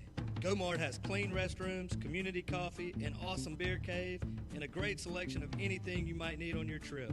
So stop by GoMart at 4 Sergeant Prentice Drive as you're entering Natchez on the left, and visit Tom and Wright Granning and their awesome team at GoMart.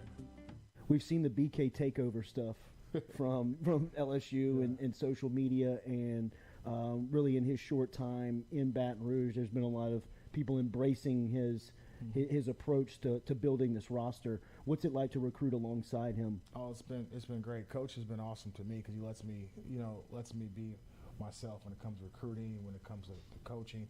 He lets his coaches coach, lets his coaches recruit. So I have no complaints on that end. And when I need him to get in touch with a kid, he's there for me. The communication line has been great. He's just been nothing but supportive.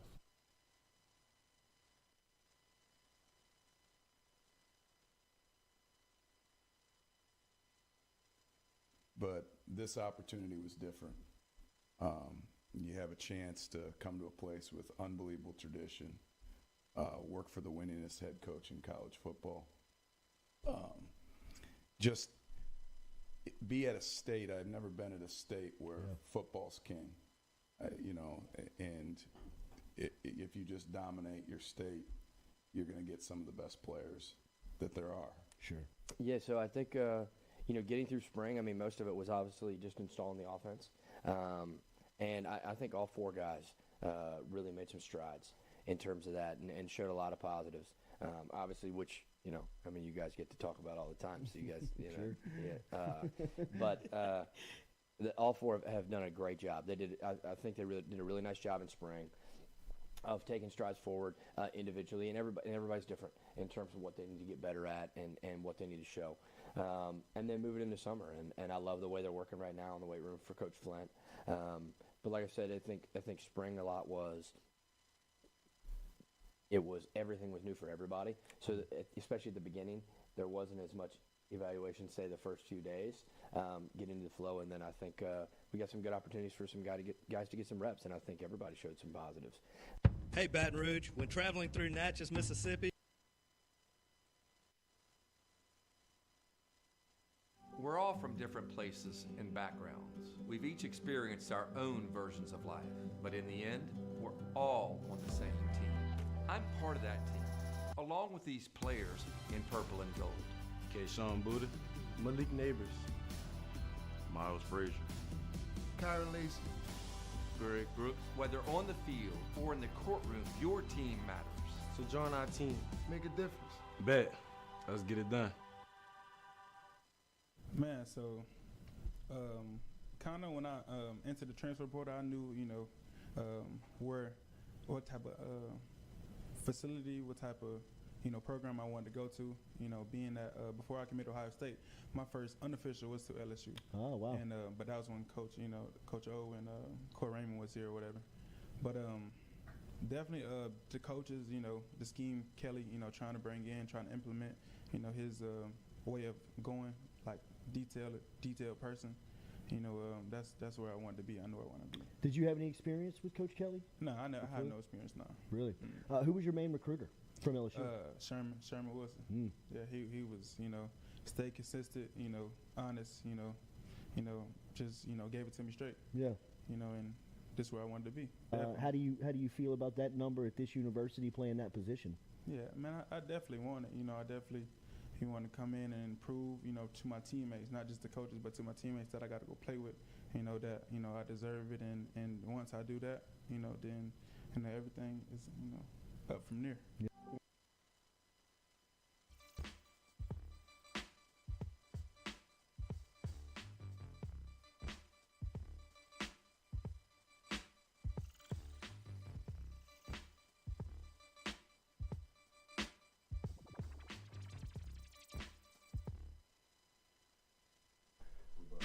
All right, welcome back here to the Jordy Culotta Show, driven and powered by Go Chevrolet. Man, did I feel like a dickhead this morning for the move that I pulled on Coach Brad Davis. Sent him to the wrong address. He called me, said, man, I'm here. We got our crew looking outside like what?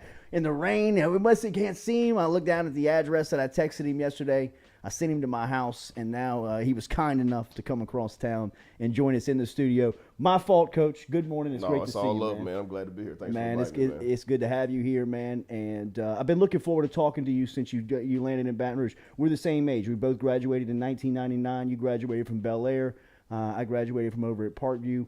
Tell me what it was like growing up here in Baton Rouge, just for you. What was the experience like growing up? Sure. I mean, it's home, so I'm obviously biased towards Baton Rouge. But, growing up, the thing that I love most about being from Baton Rouge, I think, is, number one, you learn about respect. I think there's a ton of people here, my age. We were taught about respect. Mm-hmm. And so you respected your elders. They poured a ton of wisdom into you. People in my neighborhood, it was a community feel, and so everybody knew everybody. They taught you life lessons, man, how to be tough, how to make do. We didn't make excuses. You learned to fight what was for yours. You know what I mean? You didn't take any crap. You didn't start any crap either, though. Yeah. You know what I mean? And so, man, it was home, man. Everything for us was about, sharing a good meal and laughing. Absolutely. Cutting up, having a good time. Once you did that, man, you kind of were, you were rich in your own right. Just being able to enjoy life to the fullest. So blessed to be from here, man. Take me to Bel Air. I know Meweldy Moore had a great pro career, and I believe he was one of your running backs that you were blocking for during that time. What was high school like for you? You know what? I rode the transfer bus. I grew up right down the street from Estruma High School, but we took the transfer bus to Bel Air. Man, I had 4 head coaches in 4 years. Come on. And so, man, it's an interesting story. My senior year, we went 0-10, lost every game. We were bad. And yet, man, we had some of the best players. I'm telling you, man, some really, really talented kids that honestly probably a lot of them got overlooked. Mm-hmm. I was fortunate. I had a friend of mine named Chris Martin, and Chris still lives down here. And he graduated a year earlier than I did. And he agreed to, back then there were these camcorders. That was like this cutting edge technology. Yeah, you know what I mean? They didn't have cell phones and all that. So his parents had a camcorder, and he came and filmed every game. We had 10 games. And so really going into my senior year, I had no thoughts or concept of really going to college. Everybody in my family got plant jobs. Yeah. And so that's what I aspired to do, either join the military or go work at the plant. And I had a camera on me, so I knew every play no matter what. I had to go out there and perform because I was being held accountable to what was on that film. And so it was me and me out there. Man, you had the coaching you early. Yeah, well, I did. So and so, what I learned, one of the valuable lessons is in spite of what was going on around me, effort was what separated me from a lot of people. And so, long story short, we compiled 10 games of footage into maybe a 15, 20-minute highlight. And so we just literally started, schools we'd heard of, watching TV, whatever, we just mail them out. And so we started mailing them all over the country, and then, sure enough, scholarships would just start, coaches would call me, hey, we want to offer you a scholarship, So. You had the first huddle tape. Well, yeah, essentially, it did. And so the internet was kind of this new this new platform, and so the highlight tape did get on the internet in some capacity. But, I ended up signing a scholarship to play at the University of Oklahoma. And it's funny, I was telling my wife the other day, we were talking about ACT scores of all things. I hadn't taken the ACT, during my recruitment. And so I was able, they wanted to bring me on official visits, and I didn't have an ACT score. But luckily I had taken the PSAT as a freshman, and so they allowed me to take my official visit. Wow. With a PSAT score. So I actually didn't take my my ACT until after I had already signed my scholarship. So I guess in theory I was a late qualifier as well. Wow. Now I think I made a 24 on it or something on my first try. So it wasn't bad. Popped. Yeah. Wow. No pressure on that test though. So 2 years later, Coach, let me get your car keys so we can move them out of that. Am I okay? Yeah, but it's of course. Good. But 2 years. So 2 years later, you're at Oklahoma and you're the best player on the team. Or you're voted the best player on the team, but just a year later, you're playing in a national championship game. Sure, yeah. What was life like right there? And then a year before, you're thinking you may be working in the plants. Sure. Next year, you're playing on the best college football team going.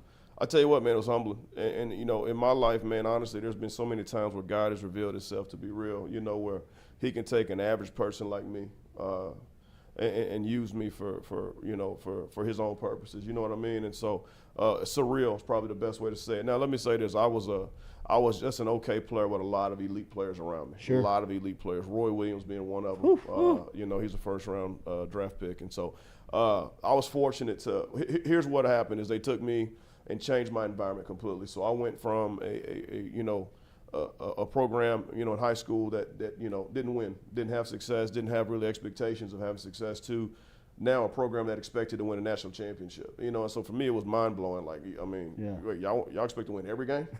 You know what I mean? Like, wait, we got to do this every day. Right. And yet it taught me so many life lessons. I struggled initially. And then I eventually bought in. I just opened up and allowed the process to work. And it paid off for me, so I'm very proud of how things ended up. I asked Sam Pittman about you earlier this week during SEC Media Days, and it was almost as if he stopped in his tracks. He was moving in between rooms, and I asked him if he had a message for Coach Brad Davis, and he stopped and looked at me and kind of as almost if he wanted to approach that he was talking about a son. You know what I mean? It was almost as if he teared up. Yeah. He talked about offering you that scholarship out of Bel Air to Oklahoma, and then obviously you Sure. being on his staff numerous times. What does he mean to you? I love him. Honestly, I don't have many regrets professionally. The hardest thing I had to do, as a professional, was to tell him I was leaving to come home, and I know he's happy for me, but it hurts because I didn't get a chance to see it through with him. It's funny. He gave me an opportunity out of high school. He believed in me, which is huge in itself. But initially, when I wanted to get into coaching, he was so groundbreaking, and I don't think people even understand what Sam Pittman has done for college football. When I was at Texas A&M, I was a graduate assistant, and I worked with the defensive line. So we had Von Miller, Michael Bennett. I mean, we had some elite players, and I wanted to pursue that because I thought I would have a chance of making it per se in that realm. And Coach Pittman said the market's saturated with guys who look like you in the D-line world.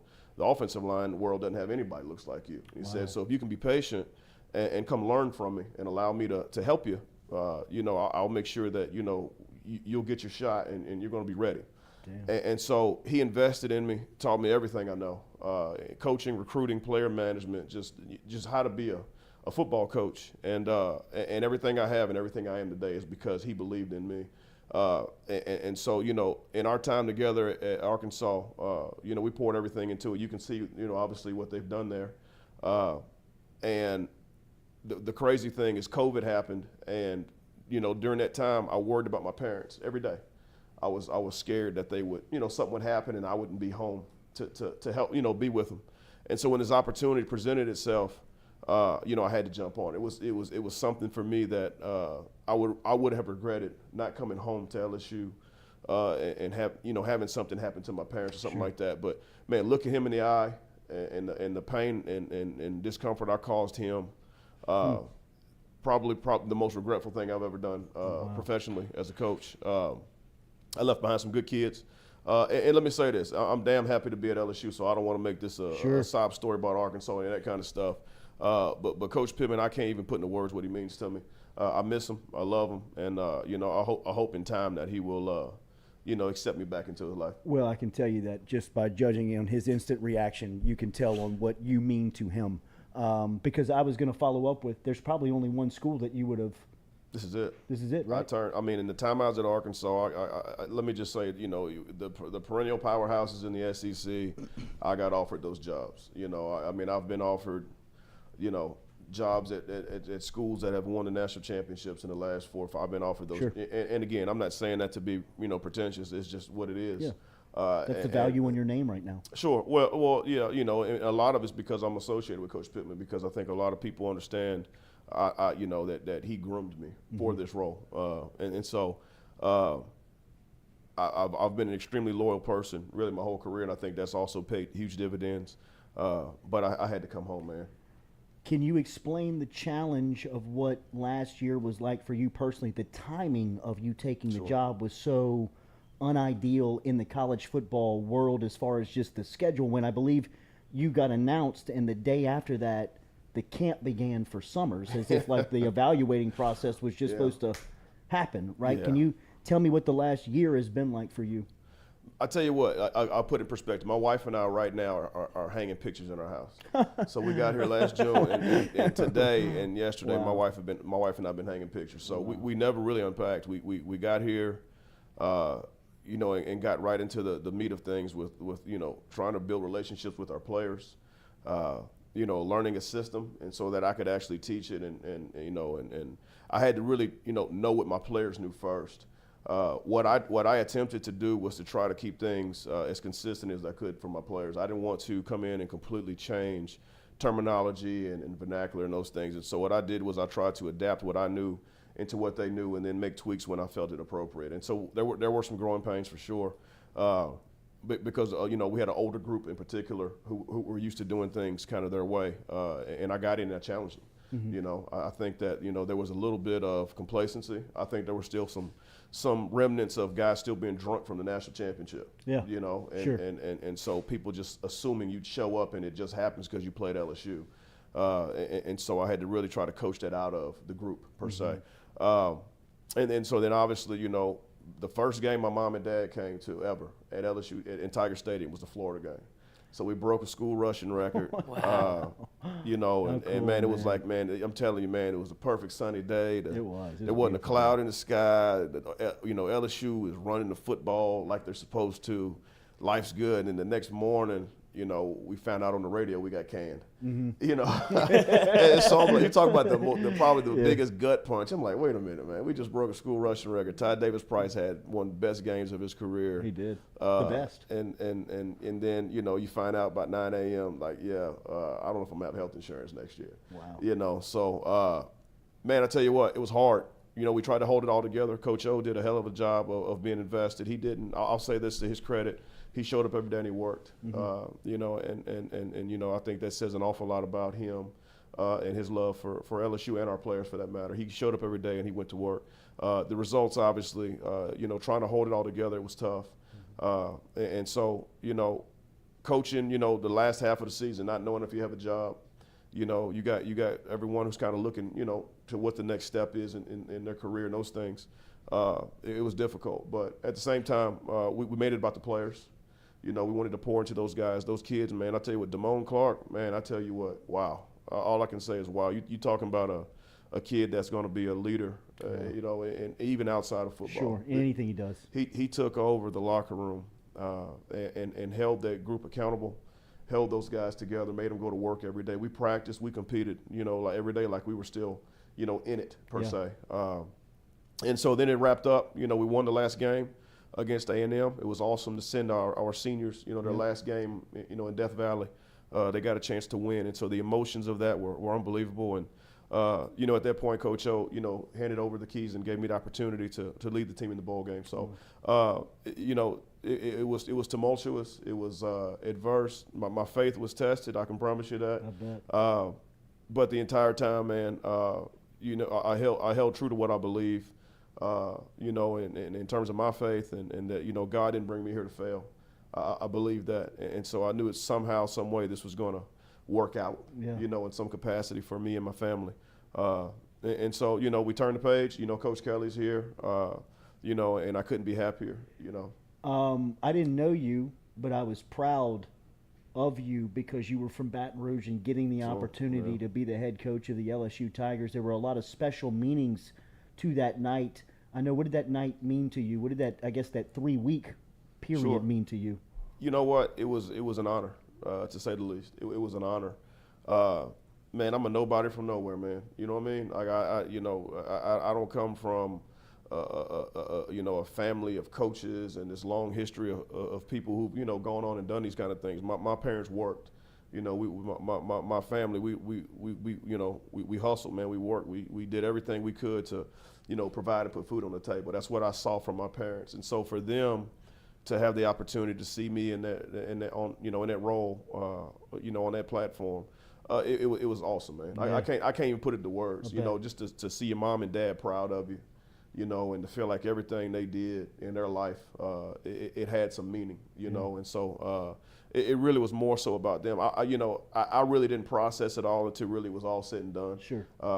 My message to the team was we wanted to keep it about the players. I wanted to try to just, you know, take out all the distractions you know, they were hearing all the stuff, you know, hey, it's going to be this head coach, that guy. You know, it was a million, you know, just different, you know, articles or messages going around about who's going to be their leader. And so, you know, I wanted to make them, you know, stay focused on, man, let's play football. Let's get better. Let's go focus on our craft and go out there and compete one last time, you know. And so, man, we were beat up. We didn't, you know, every day there was, you know, a player either opting out here or there, or there was someone injured, or, you know. And so we went out there with a ragtag bunch per se, and we tried to put some life into them. Sure. You know, we had coaches who were kind of in and out, you know, and so, you know, offensively, we coached the staff with pretty much GAs and analysts. And it was a great opportunity for those guys, you know, to go coach on that stage. And we had kids, you know, I remember, you know, Pig Cage, you know, was a walk-on player for us, and he got his chance to start. And I can just remember, you know, just seeing that emotion in that kid for his chance to go run out there and wear an LSU jersey and to play, you know. So it was so many. There's so many. John Trey Kirkland playing quarterback. That's right. You know, watching him. I mean, that kid just coming to life. You talking about just a kid that really represents LSU through and through. Yeah. I mean, his career had not gone where, you know, he probably thought it would, and for him to finish it that way, you know what I mean, kid threw, I think, 3 touchdowns or so, you know. So no one can ever take that from him. Right. So it was a special moment. I'm blessed to have been, you know, allowed to be in that role. And it's really just a testament to what God can do. So I'm blessed now. Look, here's reality. You know, for me, it's, you know, I'm focused now really on just results. I want to win. I think that, you know, the feel-good part of it, you know, for me, it's kind of run its course. I'm glad to be here.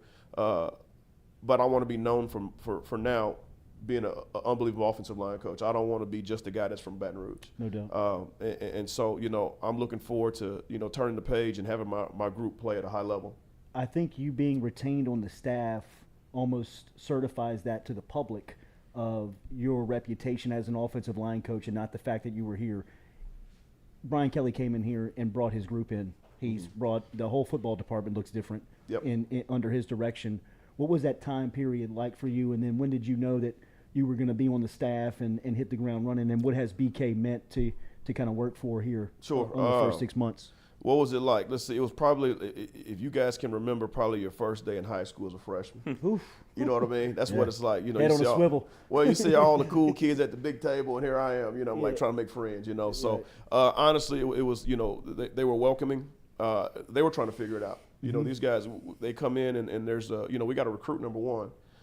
Number two, we got to recruit our own team. There's people that are going after players on our roster, you know, and so trying to hold our team together.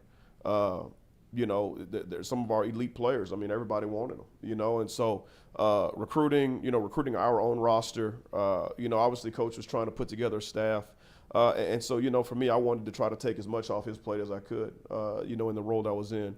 As it pertained to him retaining me, I had no idea. I just went to work. I wanted to show up and be a pro and show him obviously what I was capable of, and then obviously he would be able to make a decision, you know, based on what his needs were.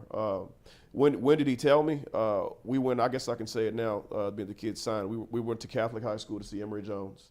And Coach got a chance to just, you know, watch me recruit the kid. And Emory and I had a relationship. I was going to get Emory at Arkansas. People don't know that was happening. So Coach, he went on his official the weekend you were announced. That's right. And so you know, his mother and I had a great relationship. Actually, we had you know, we actually grew up in the same part of town, and so it was really a close relationship.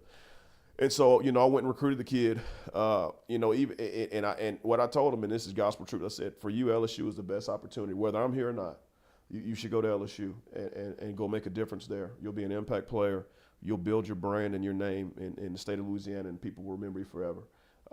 You know, and so the kid said, Coach, I'm going to go to LSU. And you know, whether I'm there or not, I said, you know, I'll end up somewhere. I don't know where. But we were going to go meet his mother, and we were getting ready to have coffee at a little coffee shop, and Coach just, you know, we're sitting there and making small talk, and then he just said, hey, you know, if you're okay with it, I'm gonna keep you here on the staff. And man, I might have cracked every rib in his body. I hugged him so hard, man. And that's a great story. It's amazing. It is, man. And you know, he didn't have to. Coach Kelly didn't have to, you know, to keep me. This job is so attractive to, you know, every coach in the country. It's a who's who job. He can have any coach he wanted. and yet he believed in me. And so my loyalty to him, my willingness to go the distance for him, he'll never question that. I'm going to do everything I can to help LSU win, multiple national championships. Your reputation is that you are a dominant recruiter and you are a extremely good on the field developer. When you go to evaluate a kid, I know that you just were able to get an offensive line commitment from a guy that hadn't played a lot of football but projects to be a really high-end player. When you go to evaluate an offensive lineman, what qualities are you looking for? You know what? I think every coach would tell you that he's probably looking for a piece of himself in a kid, honestly. And so obviously you look for measurables. You have to have a certain body type to play in the SEC. And so, you eliminate guys really, off the bat just from that part of it. But from there, you look for movement skills, guys that you can bend, guys who have short area body quickness, explosiveness, if you will. And so then when you get a big pile of those guys, you start looking for the traits that separate them. Number one, how important is academics to the kid? What's his character? What's his home situation? What has he seen growing up that's going to allow him to come here and have success? Because, at this level, everybody's good, man. Mm-hmm. And that's what I try to explain this to kids all the time. Is like, yeah, you're the best player on your team at your school, but every person in this league was you. And so what's going to separate you from the pack? And so what ends up happening with big men in particular, the thing you always get worried of is you got big kids that have had success because they're big. Big beats little all the time, right? And so, but a lot of kids don't have a work ethic to boot. You know what I mean? And so they get to college, they get punched in the mouth by another big kid, and then they don't know how to respond. It's because they've only relied on their talent. And so there has to be an element where a kid has a desire to grow. There has to be an element where a kid, has a fighting spirit. He's got a iron will. He ain't going to be comfortable taking an ass whipping. Mm-hmm. You know what I mean? And so you try to identify those things in the recruiting process, because reality is it doesn't matter how good you are. I mean, shoot, man, you playing against Bama, Georgia, some of these teams out there, man, they got great players too. There's going to be a time or two where you're going to get beaten. How do you respond to that? Yeah. You know what I mean? It doesn't matter how hard you've worked, how well you've been coached, you're going to make a mistake.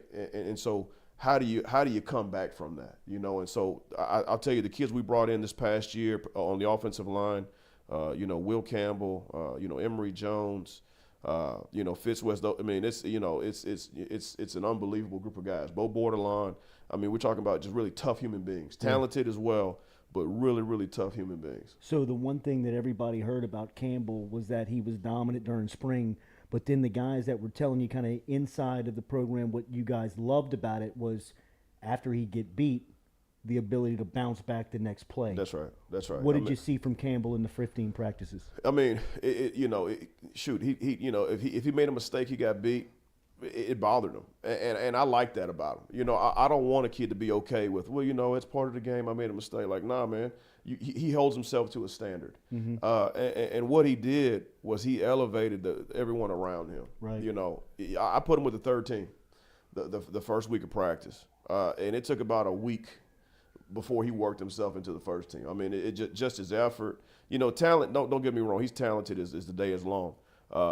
But it's a level of toughness, to date, just so people know this, since he's been here in January. Anytime I've ever had a position meeting, a meeting prior to practice or anything we've done this summer, he is always the first offensive lineman in my room. Wow. He takes pride in it. And so if there's a kid come in 15 minutes early, he's going to show up 20 minutes early. I don't know what his parents taught him as a youngster, but he has, that. Mm-hmm. And you don't really know how to define it. It's just that, Mm-hmm. And so, man, he's going to be a star, man. He's making the room better. He has already elevated the room. Wow. Guys have to now live up to his standard. And so the strength in our unit right now really is in our young players. If I can hit a home run with this next class, which I will, I think the future's going to be bright. Hell yeah, he will. Emory Jones has the same traits, right? Oh, yeah, absolutely. He's a kid that's dealt with a ton of adversity. Lost his father at a young age. His mom, Tanika, hard-working woman. Raised their family and with a ton of pride, and so, here's a kid that has struggled, with things in his real life, but really has allowed football to be his saving grace, and so just a kid that is just tough as an old leather boot, man. I mean, just got grit in his graw and, Mm-hmm. is a fighter, Yeah. and so it's just amazing. You know, again, there's so many during this recruiting process, and you guys can go back and do a 5-10 year study of all these elite 4 or 5-star kids that you just never hear from again. You know, they get all this recruiting hype and the whole world promised to them, and then they get to college and they just fizzle out. These two guys won't be that, you know, and it's because of what's inside of them. It isn't just their talent. You know, they're made up of the right stuff, man. They're Louisiana kids, man. I don't know how to explain it. They're from here. You know what I mean? He pummeled that defensive end from Jesuit that night at the state champ. That kid wanted absolutely nothing to do to him after the first quarter. How do you evaluate your room coming out of spring? How do you look at the entire room? You got a collection of transfers. You got a collection of incoming really good players, and then you got some guys coming back that they feel like if they're on this development plan, they're set to play. You know what? It's a completely different room from last year. We turned the page. There's a growth mindset in our room, which I'm happy about. There's you know, when we go in our room, it's a professional atmosphere. It's a classroom. Our guys are taking notes. You know, our guys are studying, you know, film. They're asking the right questions. They're engaged. There's no complacency because you ain't allowed to be, you know, because for the first time, you know, since I've been here, you know, you go out there and you screw it up, you're not prepared, somebody behind you is going to take your job, you know, and so I wanted to create a competitive atmosphere, you know, much like what the NFL does. You know, in the NFL, they'll bring 15 kids, you know, I say kids, 15 players into camp, you know, and only 8 or 9 are going to make the team, you know, and so you got 6 chairs in there that ain't going to be filled, you know, when the season starts. And so, you know, every day you got to bring it. You know, you want to make that roster. You want to, you know, be a professional football player. You have to show up to work every day. And so I want that mindset in our room here at LSU. You know, I think we have a lot. Every player in our room, they absolutely love being an LSU Tiger. I mean, it's real cool to go out there and run out that tunnel in Death Valley with a Tiger jersey on, and you know, hang out in Tiger Land, and you know, hang and tell people you're an LSU Tiger. Sure. But I want guys that want to earn it and want to pay the price to go out there and enjoy that part of it. So we've created a competitive atmosphere. Again, I think we enhanced that by bringing in the right young players. But right now, you know, our thought process. I told our guys there ain't a starter coming out of spring ball. You go home and tell your mom and dad you're a starter, you're lying to them. You ain't. I don't care if you're a senior. I don't care how many years you've been here, how many games you've played. The reality is you got to go out there and earn it. And so we're going to, you know, create a competitive atmosphere for our guys in fall camp. You know, I think we're going to get 26, 27 practices, and we can't waste one. I don't care if it's a walkthrough, you know, if it's a mental exercise, whatever it is. I want my guys fully invested, fully engaged, and going all in, you know, to go out there and improve themselves, you know. How do you evaluate the center position? You know what? I think, you know, we got a group of guys right now that have been training, you know, at that position. I want to, you know, the center position for us, that guy has to be one of the smartest guys, if not the smartest guy in our room. And so we have a couple candidates right now. You know, Marlon Martinez, who's coming off an injury, Charles Turner. Fitz West actually had an unbelievable spring as a young player. Another so true freshman. That's right. And so we're trying to bridge that gap with him from a mental standpoint. But from a physical standpoint, he may be one of the best. Garrett Dellinger, we've had him snapping as well. You know, he's been somewhat of a utility guy for us. He started at guard, tackle, tight end for us last year, and so now we're teaching him to snap, and so he has that ability. And so, you know, we're going to have, you know, a solid depth chart, you know, at the center position. And I don't expect it to be an issue. I don't.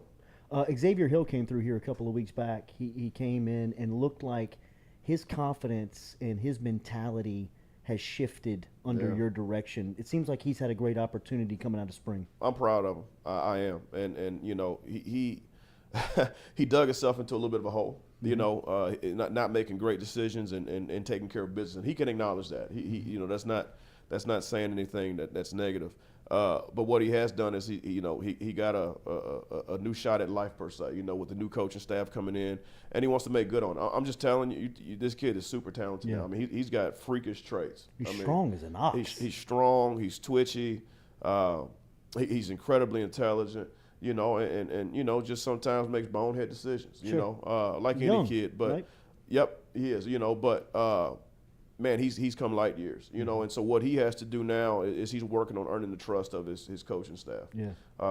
You know, because obviously it's one thing, he's made improvements and he's closed some of the distance, but he's still got to keep going, you know, and so he had his best semester of college last semester. I mean, the kid, you know, made over a 3.0 GPA.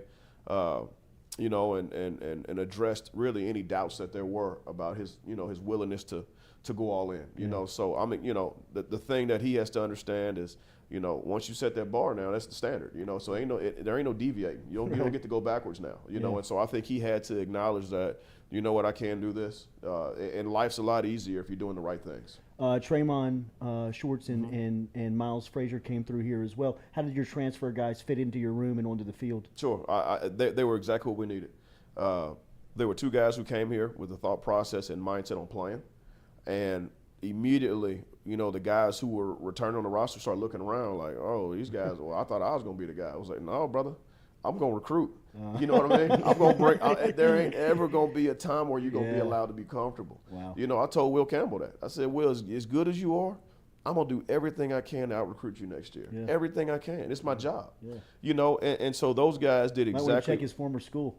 Well, no, we're working on it. Working real hard on it. I know that. I know that. But you know, he those two guys, they came in and they did exactly what I hoped that they would do. They're both smart. Mm-hmm. You know, Tremon in particular, being an older guy, you know, has played a lot of football.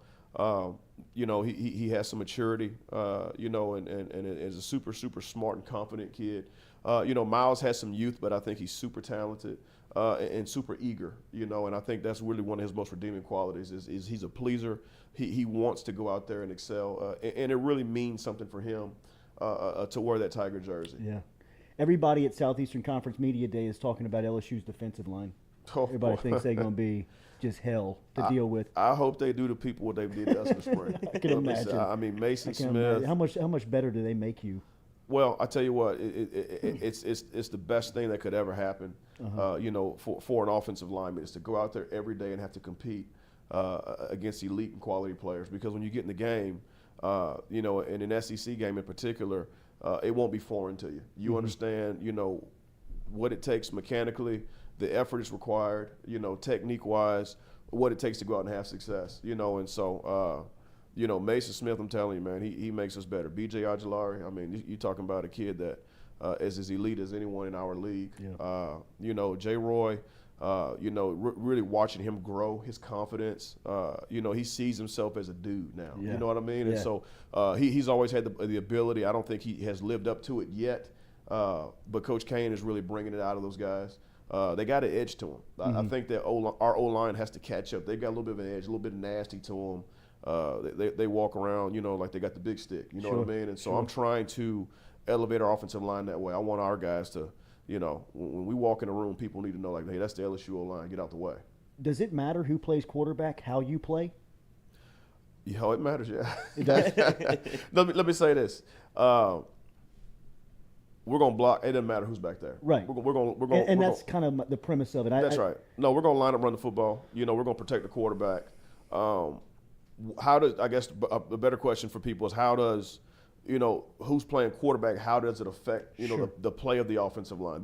Number one, the communication aspect of it, I think people don't take that into account. People just assume you can go out there and say set HUD and it just happens, and it doesn't. There's a communication element where, you know, the offensive line has to be comfortable with a quarterback's cadence, his vocal commands, and just his poise. He gives people confidence. You know, that guy is the leader. He makes things go. I think the second part of it is this, you know, particularly in pass protection, you know, you have to trust that guy's going to get the ball out. He's got to be able to maneuver in the pocket. He's got to have confidence in the guys up front.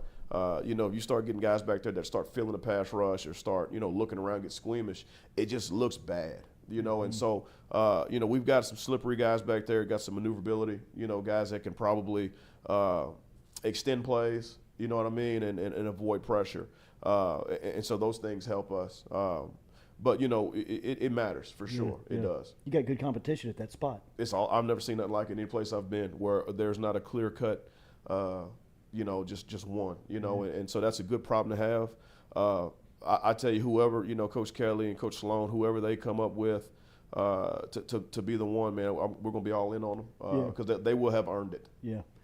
Mike Denbrock seems like he's got a great personality to work for, but a very creative mind offensively. What's it been like to work alongside him? He's a man's man. I love working with him. You know, he's an O-line guy, you know, by trade, and so I think that he understands, the importance of, the offensive line performing well, but also putting those guys in position to allow them to play well. There's certain things at times where, if we ain't protecting well, then you probably shouldn't drop back, and ask them to do something they hadn't been doing well. Sure. If we, but it also lends to playing into our strengths. I think we got better at running the football, and at times maybe should have emphasized it more.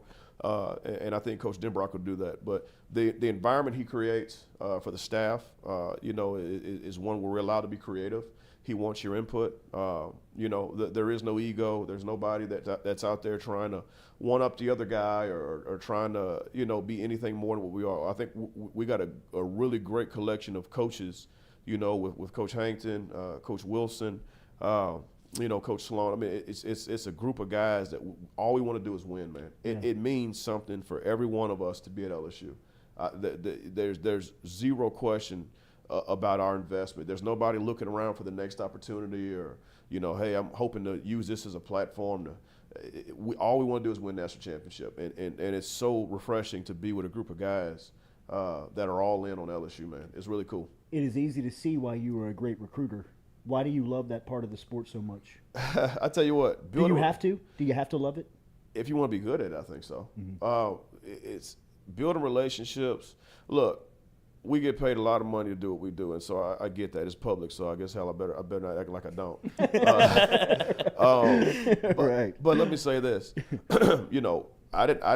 My first probably 10, 12 years in college football, I didn't make a penny, and that's true. That's the gospel truth. Mm-hmm.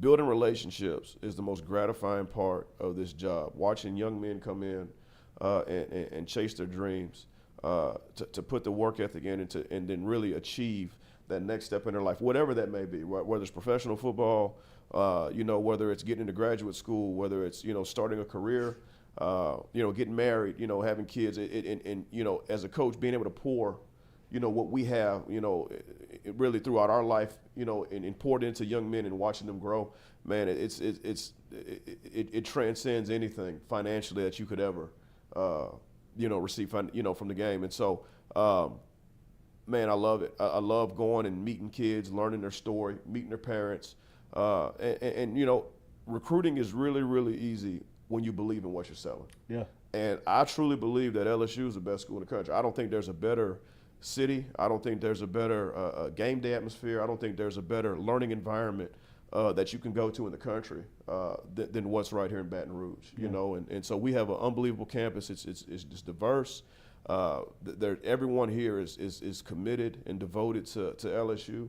I don't see why you feel like you want to go anywhere else. The other part is that's different now, than when I was growing up is you come to LSU and you really believe that you're going to win a national championship. That's the expectation. You shouldn't, you don't have to go to, Bama or Georgia, Ohio State to feel like you're going to compete for a championship. You come to LSU and you can get that done. That is the expectation. I think, Scott and our athletic department have poured in, all the resources to make that a reality, and so that is our expectation. I came to LSU to win a national championship. I think for me, I wouldn't have left for any other job. I came here because I believed that I could accomplish every one of my professional goals here at LSU, and it happened to be home. Loaded question to ask a coach, but who's the best player you've ever coached? Cornelius Edison, not without a question. He and he was an FCS player at Portland State. He's from Stadium, Washington. I imagine most people down here don't know where that is. He had 2 scholarship offers out of high school. One was to Portland State and one was to Eastern Washington University. Wow. And he's one of 2 kids to ever start for me as a true freshman. He may be probably the toughest human being I've ever coached in my life.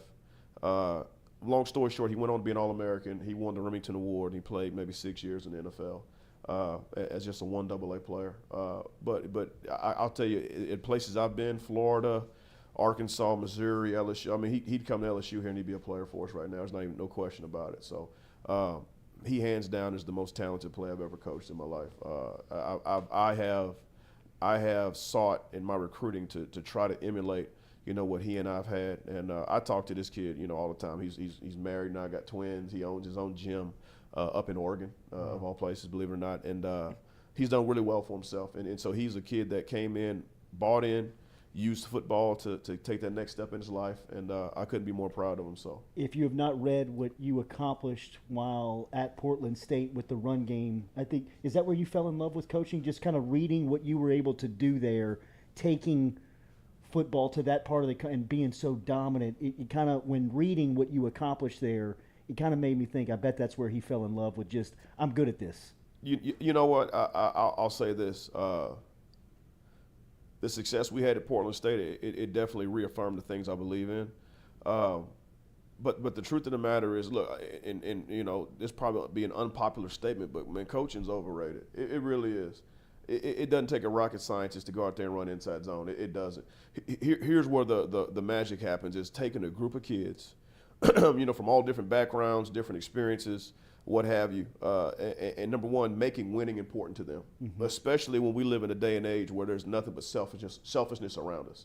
Everybody wants to be the guy. Everybody wants all the stuff. You know what I mean? And so taking a group of guys and asking them to be selfless, asking them to go put their bodies on the line every day and compete, asking guys to be invested in a position and in a unit, you know, even when they don't get the credit or the glory for it. You know, there ain't a ton of people beating down the door to hear the backup left guard tell you the story. Sure. You know what I mean? But yet that guy's so important to our success. And so to me, that's where the magic happens in an offensive line room, is when you can get a group of guys to be highly invested in their craft, you know, get a group of guys to truly be devoted to one another and being able to give more of themselves than they thought they were capable of doing. And so that part of the process I'm in love with. Whatever has happened, good or bad, on the field with the offensive line, it's been a byproduct of what I've either taught to happen or allowed to happen. And so there's been some really, really good highlights and things that I'm very proud of. There's been some lowlights and things I wish I could go back and do again and prepare my unit to be better. But, you know, I take it all in stride. You know, one thing about it is, you know, I want to create an environment for my players where they're excited to come and go to work every day. Yeah. You know, and what I think we're doing a good job of at LSU right now is we're bringing kids in that love LSU. Yeah. You know, and that's that to me is the biggest piece of it all. When you feel like you get to go to work, right? I'm excited to go to practice today. We're competing for a national championship. We get to go play in Death Valley in front of the, you know, best fan base in the country. You know, that is to me what's going to separate us. You are one in a list of line of staffers that have come through here that feel like just a great person. You know, it feels like you've got a lot of good people that you work alongside and that you all get along with one another. I'd imagine that's pretty tough to do when you're rebuilding something with so many alpha personalities like in college football coaching. What do you make of just the work environment and the staff that you go to work with every day? Well, you know, Coach Kelly sets the tone, and I think that's the biggest piece. Is number one, he doesn't have an ego. With all the success he's had, you know, as a football coach, he's approachable. You know, and you see him go to work. And so to me, you know, when he sets the tone and the expectation level for the staff, it's really not hard for us to really just fall in line per se, you know. But there, like I said, with our staff, you know, there isn't any egos. There isn't anybody that's an opportunist, you know, or looking for that next step. You know, and I've been places where that's not been the case. I'd imagine. You know, where it's guys that are, man, this is a stepping stone, or man, I'm above this place, or hey, I've been, you know, X, Y, Z, and this, you know, whatever. Everybody that's here genuinely wants to be here. I think everybody that's here has bought into the culture, you know, of LSU and Louisiana for that matter. You know, you got to think when you start getting to know the staff, there's not a lot of people that are, you know, from Louisiana. Right. And so it's really been cool to watch these guys, you know, just trying to peel a crawfish, you know, and the excitement they get about saying, man, I've seen this my whole, you know, peeling crawfish or, you know, talking about how to make a roux, you know, for gumbo, you know, and so we talked to the ladies down there in the training table, and they talked to the guys about, you know, the ingredients, you know, a Gulf shrimp. I understand some people don't understand a Gulf shrimp from just a regular shrimp, man. You know what I mean? And so there's so many just little things that these guys have all really just embraced about Louisiana culture, and it just feels right, you know, going to work every day, it just feels right. This thing's about to ratchet up, huh? I mean, you got about another week off. You know, I never really. My wife, we didn't go anywhere this summer. I stuck around. you know, I feel like we got a shot to be pretty good on the offensive line this year. And you know what? We'll go on vacation next year. I wanted to stick around and work with my guys. We also got some young guys that I didn't feel like we could afford to take too much time away from them. You know, we're going to need some of these young guys to play. And so, but yeah, it's getting ready to turn up for sure. How difficult is the transition for a guy like Will and Emery, who I know I have the expectation that they're at some point going to be starters for you at some point early on. Yep. From their head coach's standpoint, what's the expectation for them? You know what? I think it's just to get better every day. You know, I don't want to set unrealistic expectations for those guys. At the same time, I don't want to lower the expectation either. You know, those guys came here because they wanted to play. And so I want to be clear about that. But at the same time, I think it's to get better every day. You know, those guys are highly capable of going out there and performing, you know, at a championship level for us. And yet, you know, we've got to set a tone where they can't be complacent or satisfied. You know, there's going to be good days and bad days, man. Look, it's going to be hot out there. Yeah. You know, it's going to be a lot of, you know, things that they have to deal with, muscle fatigue, soreness, you know, just you know, shoot, man, just cabin fever, right? Just being confined to just football, you know, for about a month. And so that'll be my job, to keep it fresh, keep it exciting, fun, you know, create a great learning environment for our guys where they're excited to come to work. Welcome home, man. Man, I couldn't be more grateful, man. But I'm blessed. As a fellow Baton Rougean, congratulations on everything, and it's cool to pull for you and see you wearing the purple and gold, man. Looks like it fits great. Well, it does, and I tell you what, I'm the most blessed coach in college football, man. And you know, like I said, I'm blessed to be home. We're gonna be working our tail off, man. We want to hoist that trophy again. It's been a couple years, but it doesn't feel right watching other people do it, man. We need to bring it home again. You've been to Oklahoma. You've been to Arkansas. You've been to Florida. I mean, the LSU job, just from a coaching standpoint, there's only one school that's won this thing under 3 coaches in 20 years. What is the feeling of the LSU job just in the coaching fraternity? It's the best job in the country. I mean, and I'm not saying that because I'm here. It truly is. I think that when you the name LSU, you know, what it's associated with, you know, with just its game day experience, its fan base. You look at some of the best players in the NFL right now, you know, and what they're going out there and doing, and they're all LSU. I mean, they go out there and they represent LSU. Yeah. You know what I mean? It's for as good as Odell Beckham is, or, you know, the Honey Badger, or, you know what I mean? You think of Justin Jefferson. You see all these guys out there just, you know, balling, and they're associated with LSU, you know, and it means something, you know, and people feel that. And so even if you're not from here, you just say, man, there's something in the water down there in Louisiana, man. These kids, they love football. They go out, they represent, and they play well. So it's the best job in the country, man, hands down. Is there a debate on that in recruiting in the walls? Because y'all have had so much success nationally over the last couple of weeks. But, I mean, I think everybody recognizes Louisiana's just bred differently. Yeah. The mentality's just a little different. That's right. What's the fine line in recruiting on that? If it's close, you take the kid from home, and it's, you know, there's talent everywhere. There's no question about that. But to me, I know for me, I'm particularly biased. Obviously, being from here, and having kids, you know, seeing, you know, where guys come from and how they are raised in this state, I'm biased, man. If I could, you know, and I don't want to hurt. Hopefully, this don't hurt me in recruiting. But if I had my druthers, man, I'd take guys just from this state, man. Honestly, because I don't believe there's people out there that are raised tougher than us. Yeah, you know. And I know that the people over in Georgia at SEC Media Days knows that you just got a diamond out of their state. Yeah. Real quick, before I get you out of here, some listeners want to know just about some guys that have been there. Charles Turner, Anthony Bradford, on just their development on where they are. Doing really well. You know, Charles came off of a shoulder surgery, so he missed spring ball, and so really just getting him back, you know, back to full health. Got to get stronger. You know, he's not there yet, but I think he's putting the work in.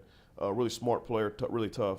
Anthony Bradford, you know, getting things back in order, you know, just in his day-to-day life. Very, very proud of the growth he made in this offseason, particularly in the classroom. I think that's something that people don't talk about. But watching this kid change his life by truly investing in himself, going all in on his education and handling his business, he's going to be a star. He's going to, you know, there's a chance he may come out this year. It's you know, it's a goal of his. And so, you know, we're not going to, you know, shy away from talking about it. But he knows what's at stake. He has to have a great year, and I think he will.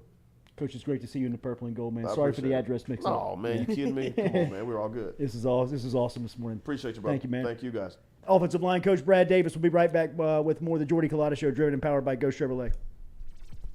Oh, good.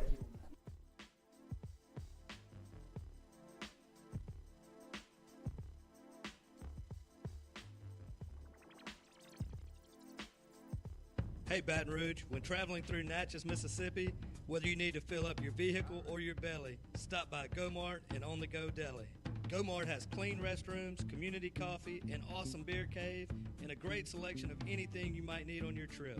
So stop by Go-Mart at 4 Sergeant Prentice Drive as you're entering Natchez on the left, and visit Tom and Wright Granning and their awesome team at Go-Mart. We've seen the BK takeover stuff from LSU and social media, and really in his short time in Baton Rouge, there's been a lot of people embracing his approach to building this roster. What's it like to recruit alongside him? Oh, it's been great. Coach has been awesome to me because he lets me be myself when it comes to recruiting, when it comes to coaching.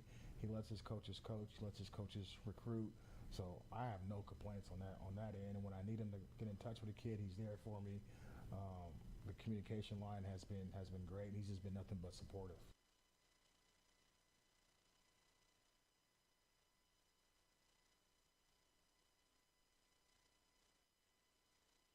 But this opportunity was different. You have a chance to come to a place with unbelievable tradition, work for the winningest head coach in college football. Just be at a state. I've never been at a state where football's king, and if you just dominate your state, you're going to get some of the best players that there are. Sure. Yeah, so I think, getting through spring, I mean, most of it was obviously just installing the offense. And I think all 4 guys really made some strides in terms of that and showed a lot of positives. Obviously, which, you guys get to talk about all the time, so you guys, but all 4 have done a great job. They did. I think they did a really nice job in spring of taking strides forward individually, and everybody's different in terms of what they need to get better at and what they need to show. And then move it into summer, and I love the way they're working right now in the weight room for Coach Flint. But like I said, I think spring a lot was everything was new for everybody. So especially at the beginning, there wasn't as much evaluation, say the first few days, get into the flow, and then I think we got some good opportunities for some guys to get some reps, and I think everybody showed some positives. Hey, Baton Rouge, when traveling through Natchez, Mississippi, whether you need to fill up your vehicle or your belly, stop by Go-Mart and On The Go Deli. Go-Mart has clean restrooms, community coffee, an awesome beer cave, and a great selection of anything you might need on your trip. So stop by Go-Mart at 4 Sergeant Prentice Drive as you're entering Natchez on the left, and visit Tom and Wright Granning and their awesome team at Go-Mart. We've seen the BK takeover stuff. We're all from different places and backgrounds. We've each experienced our own versions of life, but in the end, we're all on the same team. I'm part of that team, along with these players in purple and gold. Kayshawn Buddha, Malik Neighbors, Miles Frazier, Kyron Lacey, Greg Brooks. Whether on the field or in the courtroom, your team matters. So join our team. Make a difference. Bet. Let's get it done. Man, so kind of when I entered the transfer portal, I knew, what type of facility, what type of, program I wanted to go to. Being that before I committed to Ohio State, my first unofficial was to LSU. Oh, wow. And but that was when Coach O and Court Raymond was here or whatever. But definitely the coaches, the scheme Kelly, trying to bring in, trying to implement, his way of going, like detailed person. That's where I wanted to be. I knew I wanted to be. Did you have any experience with Coach Kelly? No, I had no experience. No. Really? Who was your main recruiter from LSU? Sherman Wilson. Yeah, he was. Stay consistent. Honest. Just gave it to me straight. Yeah. And this is where I wanted to be. How do you feel about that number at this university playing that position? Yeah, man, I definitely want it. He wanted to come in and prove, to my teammates, not just the coaches, but to my teammates that I got to go play with, that, I deserve it. And once I do that, then, everything is, up from there. We're all from different places and backgrounds. We've each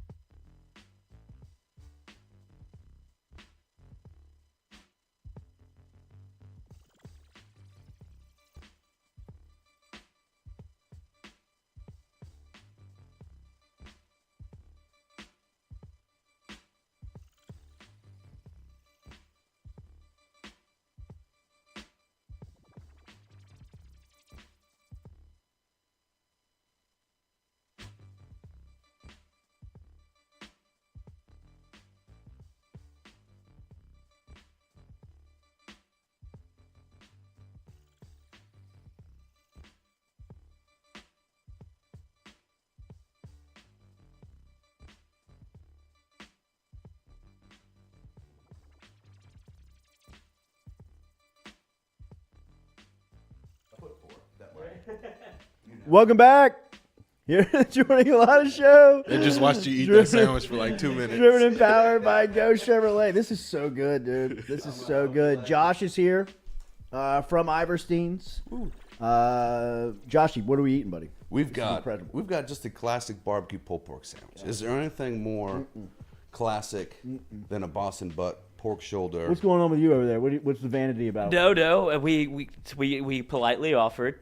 We had a Baton Rouge native in. He's going to see his mother, so I was like, take a sandwich to your mom's. Oh, to brag. Yeah, okay. Absolutely. Yeah. So Well, we didn't let Josh know. All right. No, the truth is he had my Cuban last week, and he was appalled by my food. See, that's And not so the case. He's just politely passing. Last week was It was unbelievable. I ate it when I went home. But you have to have it. People shy away from it. You have to have the coleslaw. I agree, buddy. And the pickles. I agree. Like a little acidity to cut through the everything, savory. and the crunch. Yes. He's a big chips on the sandwich guy. Huge chips on sandwich. Got to go. He craves the crunch. He even makes That's right. The first move I've ever seen where he makes his own like crunch wrap. He gets a taco and he'll put the chips in the taco and smash it together. Yeah. Like I've seen the Lay's on a sandwich where you mash it together, get a little crunch. But the tortilla chips in the taco is fire. Great order at Taco Bell was the double decker.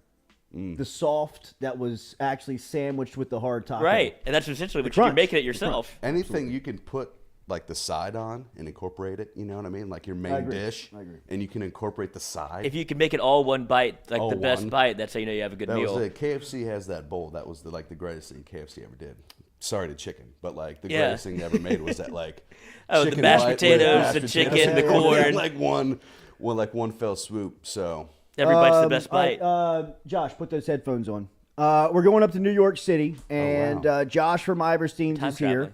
Of course, our new Foodie Friday. Josh from Iverstein's. Get over to Iverstein's. Check him out. Check it out. Perkins Crossing Shopping Center. We went very long with Brad Davis, the offensive line coach. He was fantastic. We appreciate his conversation and him being here. We had to move Nathan Velasquez around. Last week he was not here, and I was not going to go 2 weeks without talking to our boy. Nate Dogg is here with us. He's a little late. Thank you for shifting around with us, Nate. Good morning. How are you?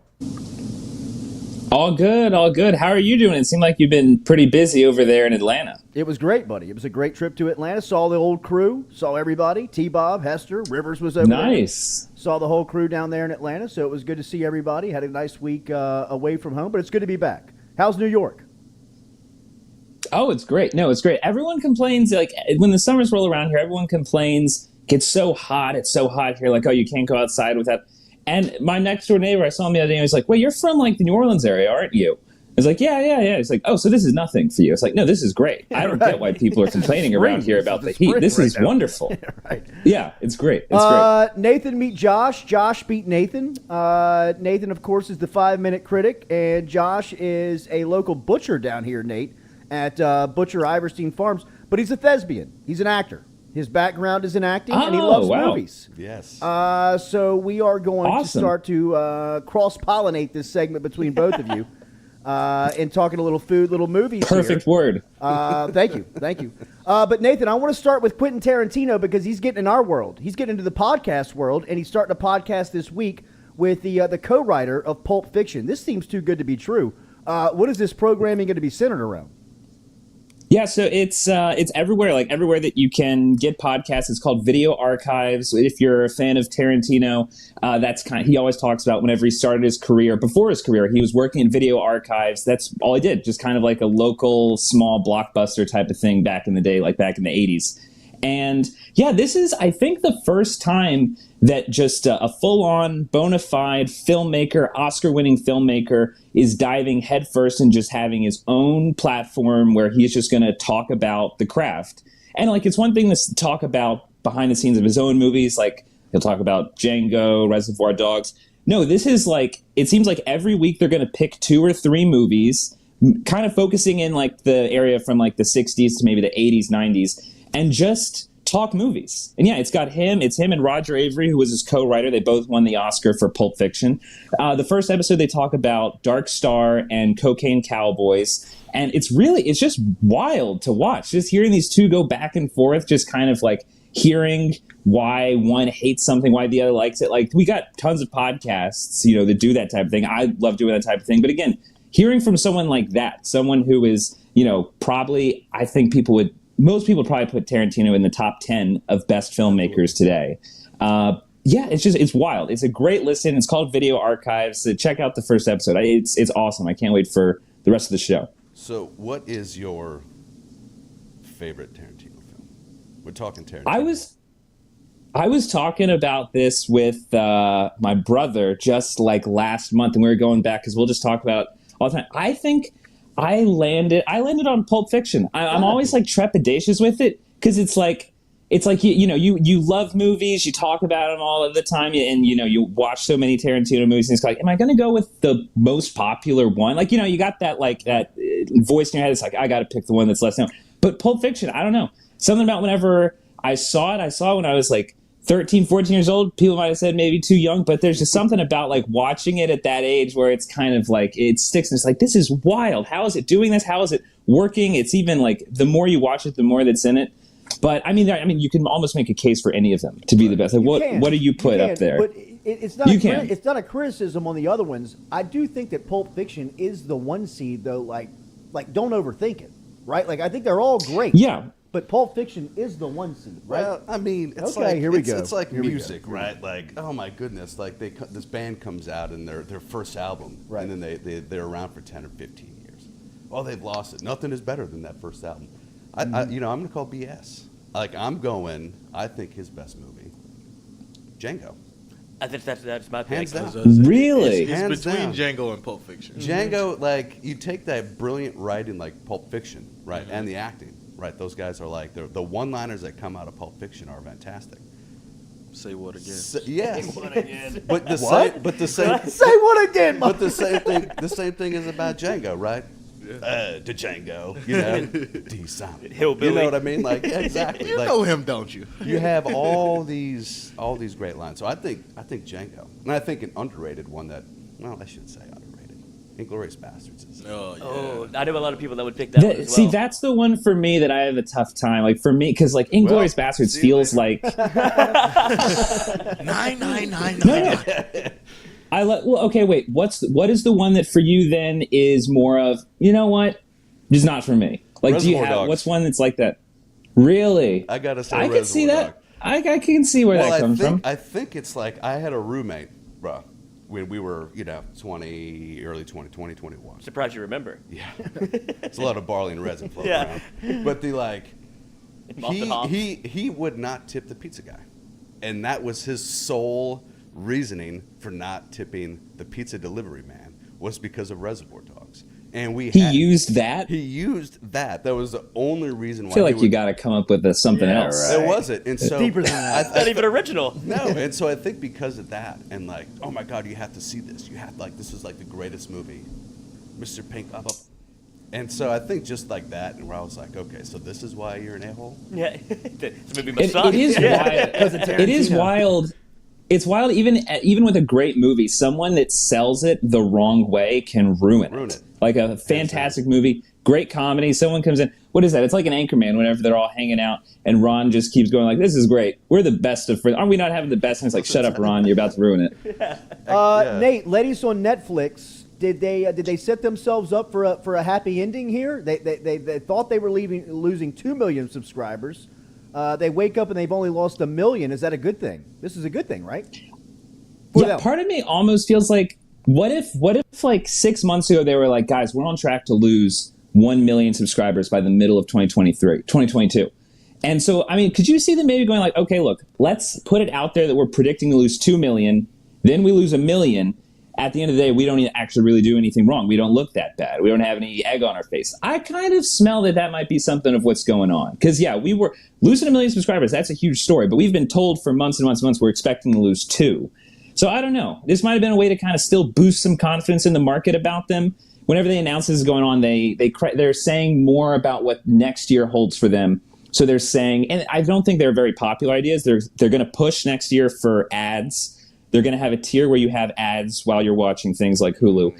And they're now saying that officially they're going to really crack down on passwords in 2023. If it's like, if they detect that there's a device outside of your home, you're going to have to like pay for that extra device, something like $3. So they're saying get ready in early 2023. That's going to be 2023. That's going to be happening. So I don't know. I don't know if maybe they were setting us up for like the worst case scenario, and then it's not so bad, and then they release all this stuff they're going to do that probably won't be that popular. People like, well, maybe they do have the power to do that. Maybe they're not in as bad shape as we thought they'd be. Josh, what do you think about Oppenheimer?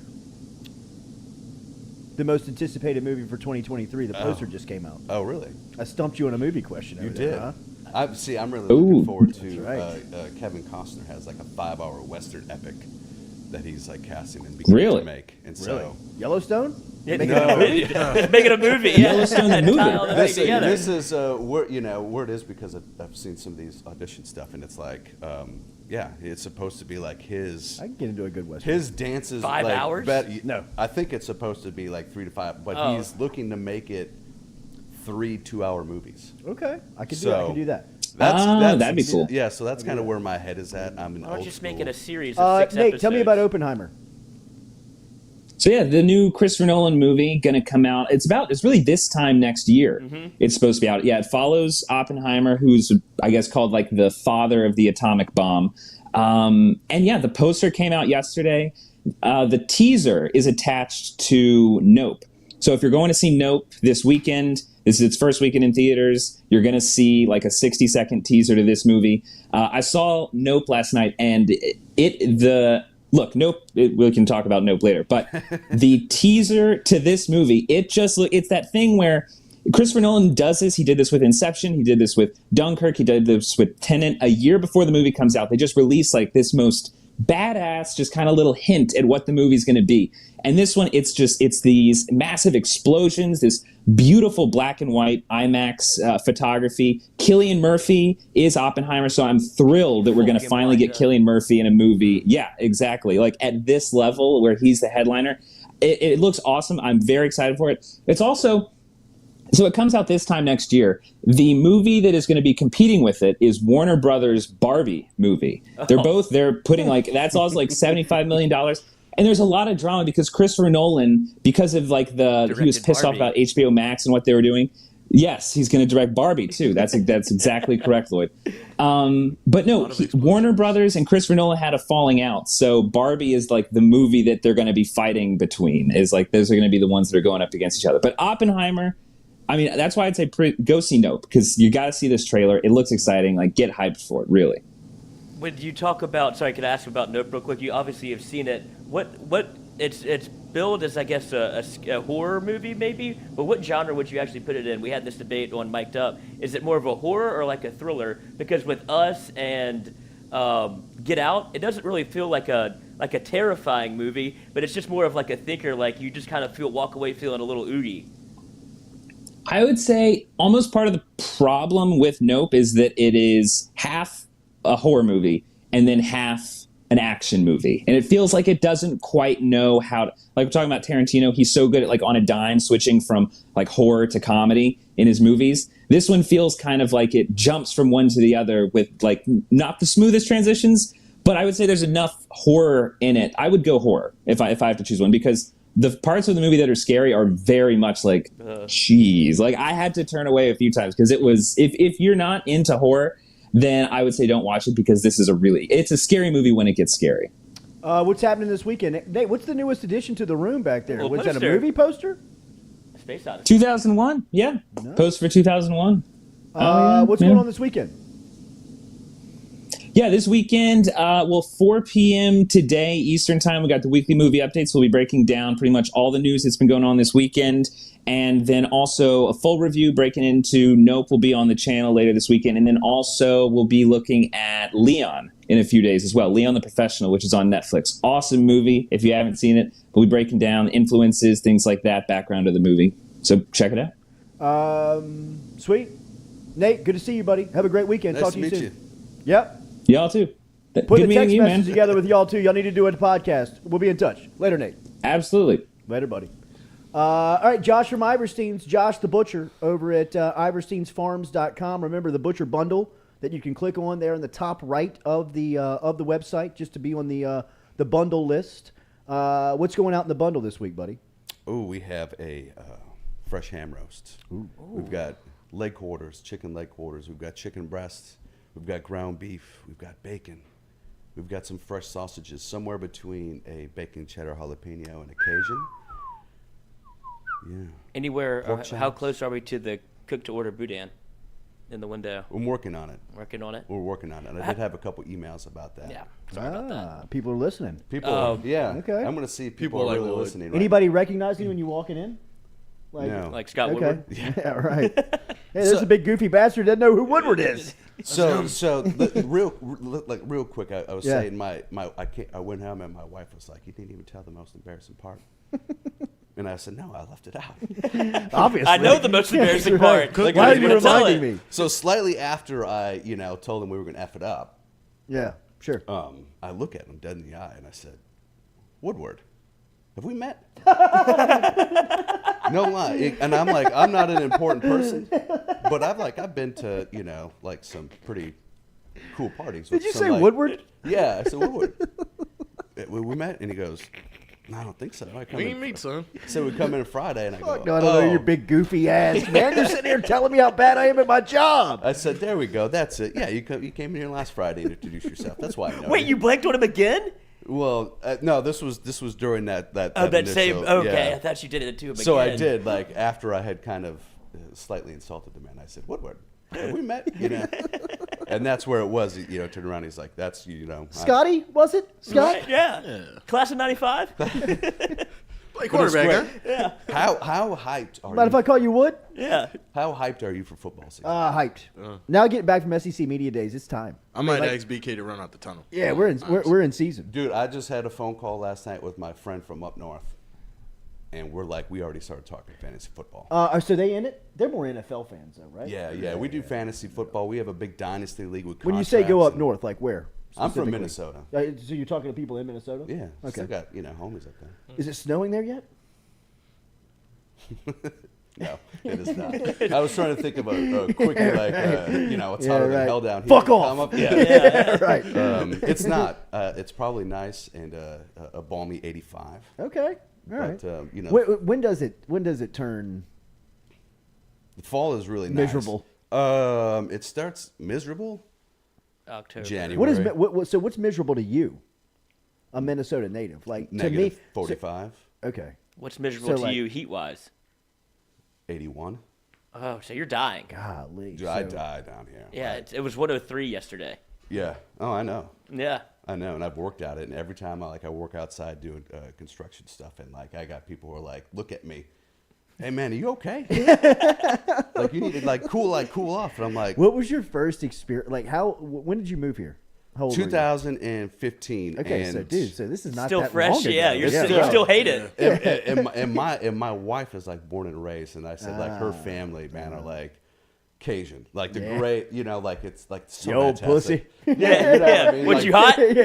Like brought me to see my first alligator. The whole thing. Jump in there, boy. Yeah. And, T-Boy, slap him on the nose. And we almost didn't make it. Oh, Redhead's an actor. Yeah. In their fancy pants. I was obsessed. My first 2 years down here, I was obsessed with jambalaya. Oh yeah, Just obsessed. And like I'm making touristy obsessed. Tourist, and I figured out how to make it in the crock pot. And so, that's what I'm my sure your father-in-law- Acadiana in-laws love this. I did. You brought it over for a game day? It wasn't a game day. It was just, hey, we're going over to the in-laws for, and we weren't actually engaged at this point. So I'm Perfect. I got the jambalaya. I'm trying to butter her up to be like the good, right. boyfriend. And so I bring over the crock pot, and it's, it's paler than me. Yeah. Like it looks like you're eating rice out the bag. Yeah. And, Uncle Ben came. He was very nice and polite though. It was like the meat was tender, so it was kind of like, not bad. But I was obsessed, and that wasn't even like the next week I make it again, and I have leftovers. He shows up again, and I go, look who it is. I said, I'm, that's me where I think, hey, I can improve on something that's like the bomb already. Yeah, right. So, and I'm not from here, so I'm like, let me put my twist on it. Yeah. and this We is show you before- boys how to do it. Yeah. And so in my best, oh my goodness, you know what would make this dish The tops. the best, right? Make me say you betcha. So I have my leftovers. Hey, you guys. I put it You in guys. I put it in the bowl, and I put it in the microwave, and I put shredded cheese on top. Oh, dude. And I'll quit talking. How about did that you now. make it Oh my through? God, my wife was like, How did you make it through? It's not a chili, Josh. It's jambalaya. well, I was thinking about you're thinking about yeah. She must really love you because there was probably some phone calls like to her privately like, She did hey, that were like, the Yankee ain't gonna make it. She Like, heard him call. like, what's going on with this guy? and it took bro? about guys I worked with called me Yankee, and then Hollywood. So they found out about the acting thing. Yeah, yeah, you know, and so that was. I was at least drawn off the Yankee. I'm like, you know what? That's okay. Somehow an a nice upgrade. distraction. Yeah, over here. yeah. Look at you dancing over here. The whole thing, yeah. right, But, as he offers you a pop but over that here. was the heat, and I moved down in May, so it was like, oh my goodness, this is this is nice. 'cause beautiful. The snow's just melting, right. and it's still like 40. What's everybody talking about? This is great. Went to an outdoor concert at Tiger Stadium. Like, this is fantastic. And Who was then- that? Taylor Swift. Bro, you know me. The 1989 tour. No doubt about it, dude. The opening act of Red was great. So, and then it just a great got worse. concert. But I do, and my friends, I do construction. They go, man, you got to sit down. It looks like you're about to die. Like you're sweating like it's raining outside. Yeah. We Because haven't even started I'm yet. through jeans and like the whole works. Oh, that is the like I got to worst. change clothes at lunch. That is just the worst. It is the worst. What, do you but, go to the porta Anything potty? worse than landscape or construction, outdoor working, and then getting into like an air conditioned car, thing. bro? You have to like turn the. You Ugh. have to not do the AC for a little while. Just ammonia. I mean, That's what I was about to say. Have you been introduced to like Florida water? Yeah, do that with the neck or whatever. Yeah. I'm Don't drink it. Are you still working construction now too? Man, I do side work. You know Sure. what I mean? Like if you like outdoor concrete, patio stuff, like whatever. Mobster, bro. Yeah. A butcher and a Yeah, carpenter. Where the body bury? Right. Yeah. I can cut you up and bury you by exactly. sunrise. Construction. Yeah, construction. What does your dad do? Construction. Yeah, He's in right. construction. My mom's a butcher. My dad's in construction. Yep. My mom keeps the books. Yeah, and I moved here from Minnesota. That's right. I think I think that really throws people. So Yeah. Yeah, it is. definitely. It's fun, but I'm talking to my homie. We're getting excited and I'm excited for LSU football. Like, Definitely. This is going to be. I'm a little worried. I can probably admit it because it's me, but I'm a little. Sure. I don't know if. It's kind of the it's kind of the first time you go into the season with a little bit of kind of uncertainty. Like like in years past, you were like they're going to be really good this year, Yeah. or they're not going to be struggling this year. This year, you're kind of like I don't know. This is the only thing I'm thinking of is I'm thinking of it as a realist. Like I'm going to love, I'm going to root, and I have no doubt that our recruiting classes are like going to set us up to be. Yeah. Next future year, classes? just Yeah, just yeah, have for that. sure. But I'm like, brand new system, brand new players, Whole new coaching staff. just And a coach that doesn't lose, man. I mean, And he a doesn't. coach- He doesn't lose. That is what everybody's talking about in the Southeastern Conference coming from media days. Is that Brian Kelly has put so much respect on LSU's name, in the sense of maybe not respect because they've always been respected, but just a fearful respect Mm-hmm.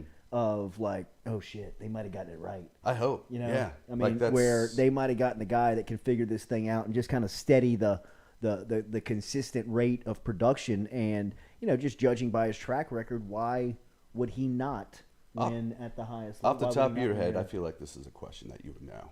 Who has been LSU's? You're gonna have to probably go back in history.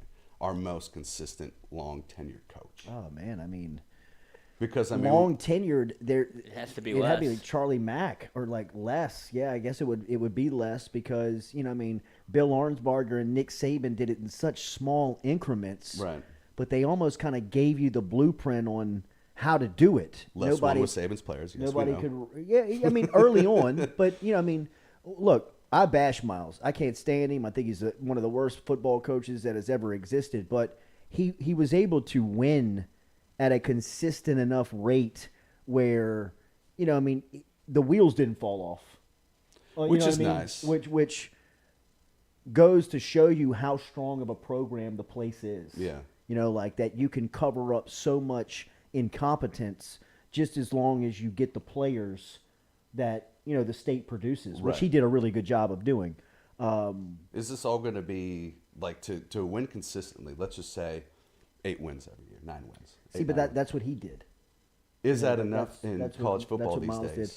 Because with these super conferences, in a lot come of places it is. Okay. But to compete for a you know, national title, I can don't you- think that the expectations around here are that right now. I think that there's still a an expectation of 10, 11 game win seasons and competing for national championships. People believe that should be the standard, and I don't disagree with that. I think that there's enough resources. I think that you have the coaching, you have the recruiting, fertile ground. You've got all that you need at your exposure to win. Yeah. And, LSU is a top 3 job in college football. And Brian Kelly is now sitting in that seat, and he's a top 3 coach. Thankfully. I mean, you guys are lucky that I talked to Scott. No doubt about it. He got the job The done. closer. The closer. Right. Go see our guy Josh over at Iverstein's. He's there, Perkins Crossing Shopping Center. If you were heading if you're on Perkins Road, you're heading towards like Bluebonnet and Highland from like College and Acadian. As soon as you cross over Essen Lane, right on your left, Perkins Crossing Shopping Center. In the corner of that shopping center is Iverstein's. Iverstein's has great selections of fine meats. They've got lunch specials. They've got breakfast. They also have the butcher bundles that you can learn about online at iversteinsfarms.com. And every Friday, the big fella is here. Telling stories and cooking food. This morning was the pulled pork with the coleslaw and the pickles. It was superb. I'm really glad you enjoyed it. I love the sesame seed on the buns, too. I love the sesame seed Absolutely. bun. You have to get this.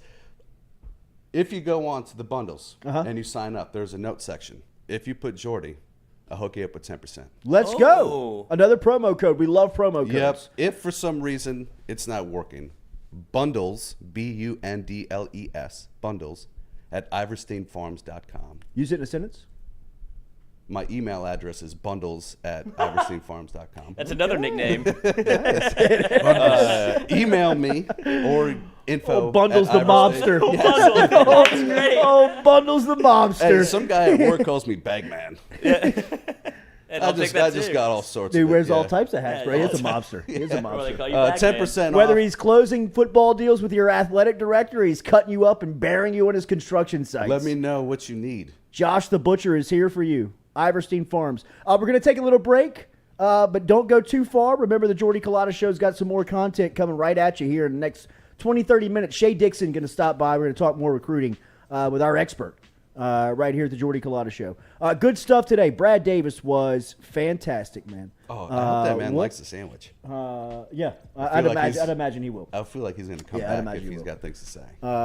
Remember Dead Soxy? You see our Dead Soxy drawer right here. If you use the promo code Jordy, you can save yourself up to 30% over there. Iverstein's got a promo code as well. Use the promo code Jordy to save yourself 10% on the bundles. Go talk to Bundles. Go see Bundles with the red beard over there. Have a great weekend. We'll be back in a couple of minutes here. You all good? All good? All good? Anything else? Perfect. No. All right, sweet. See y'all next week. Have a great weekend. All right, see you next Tuesday. Later.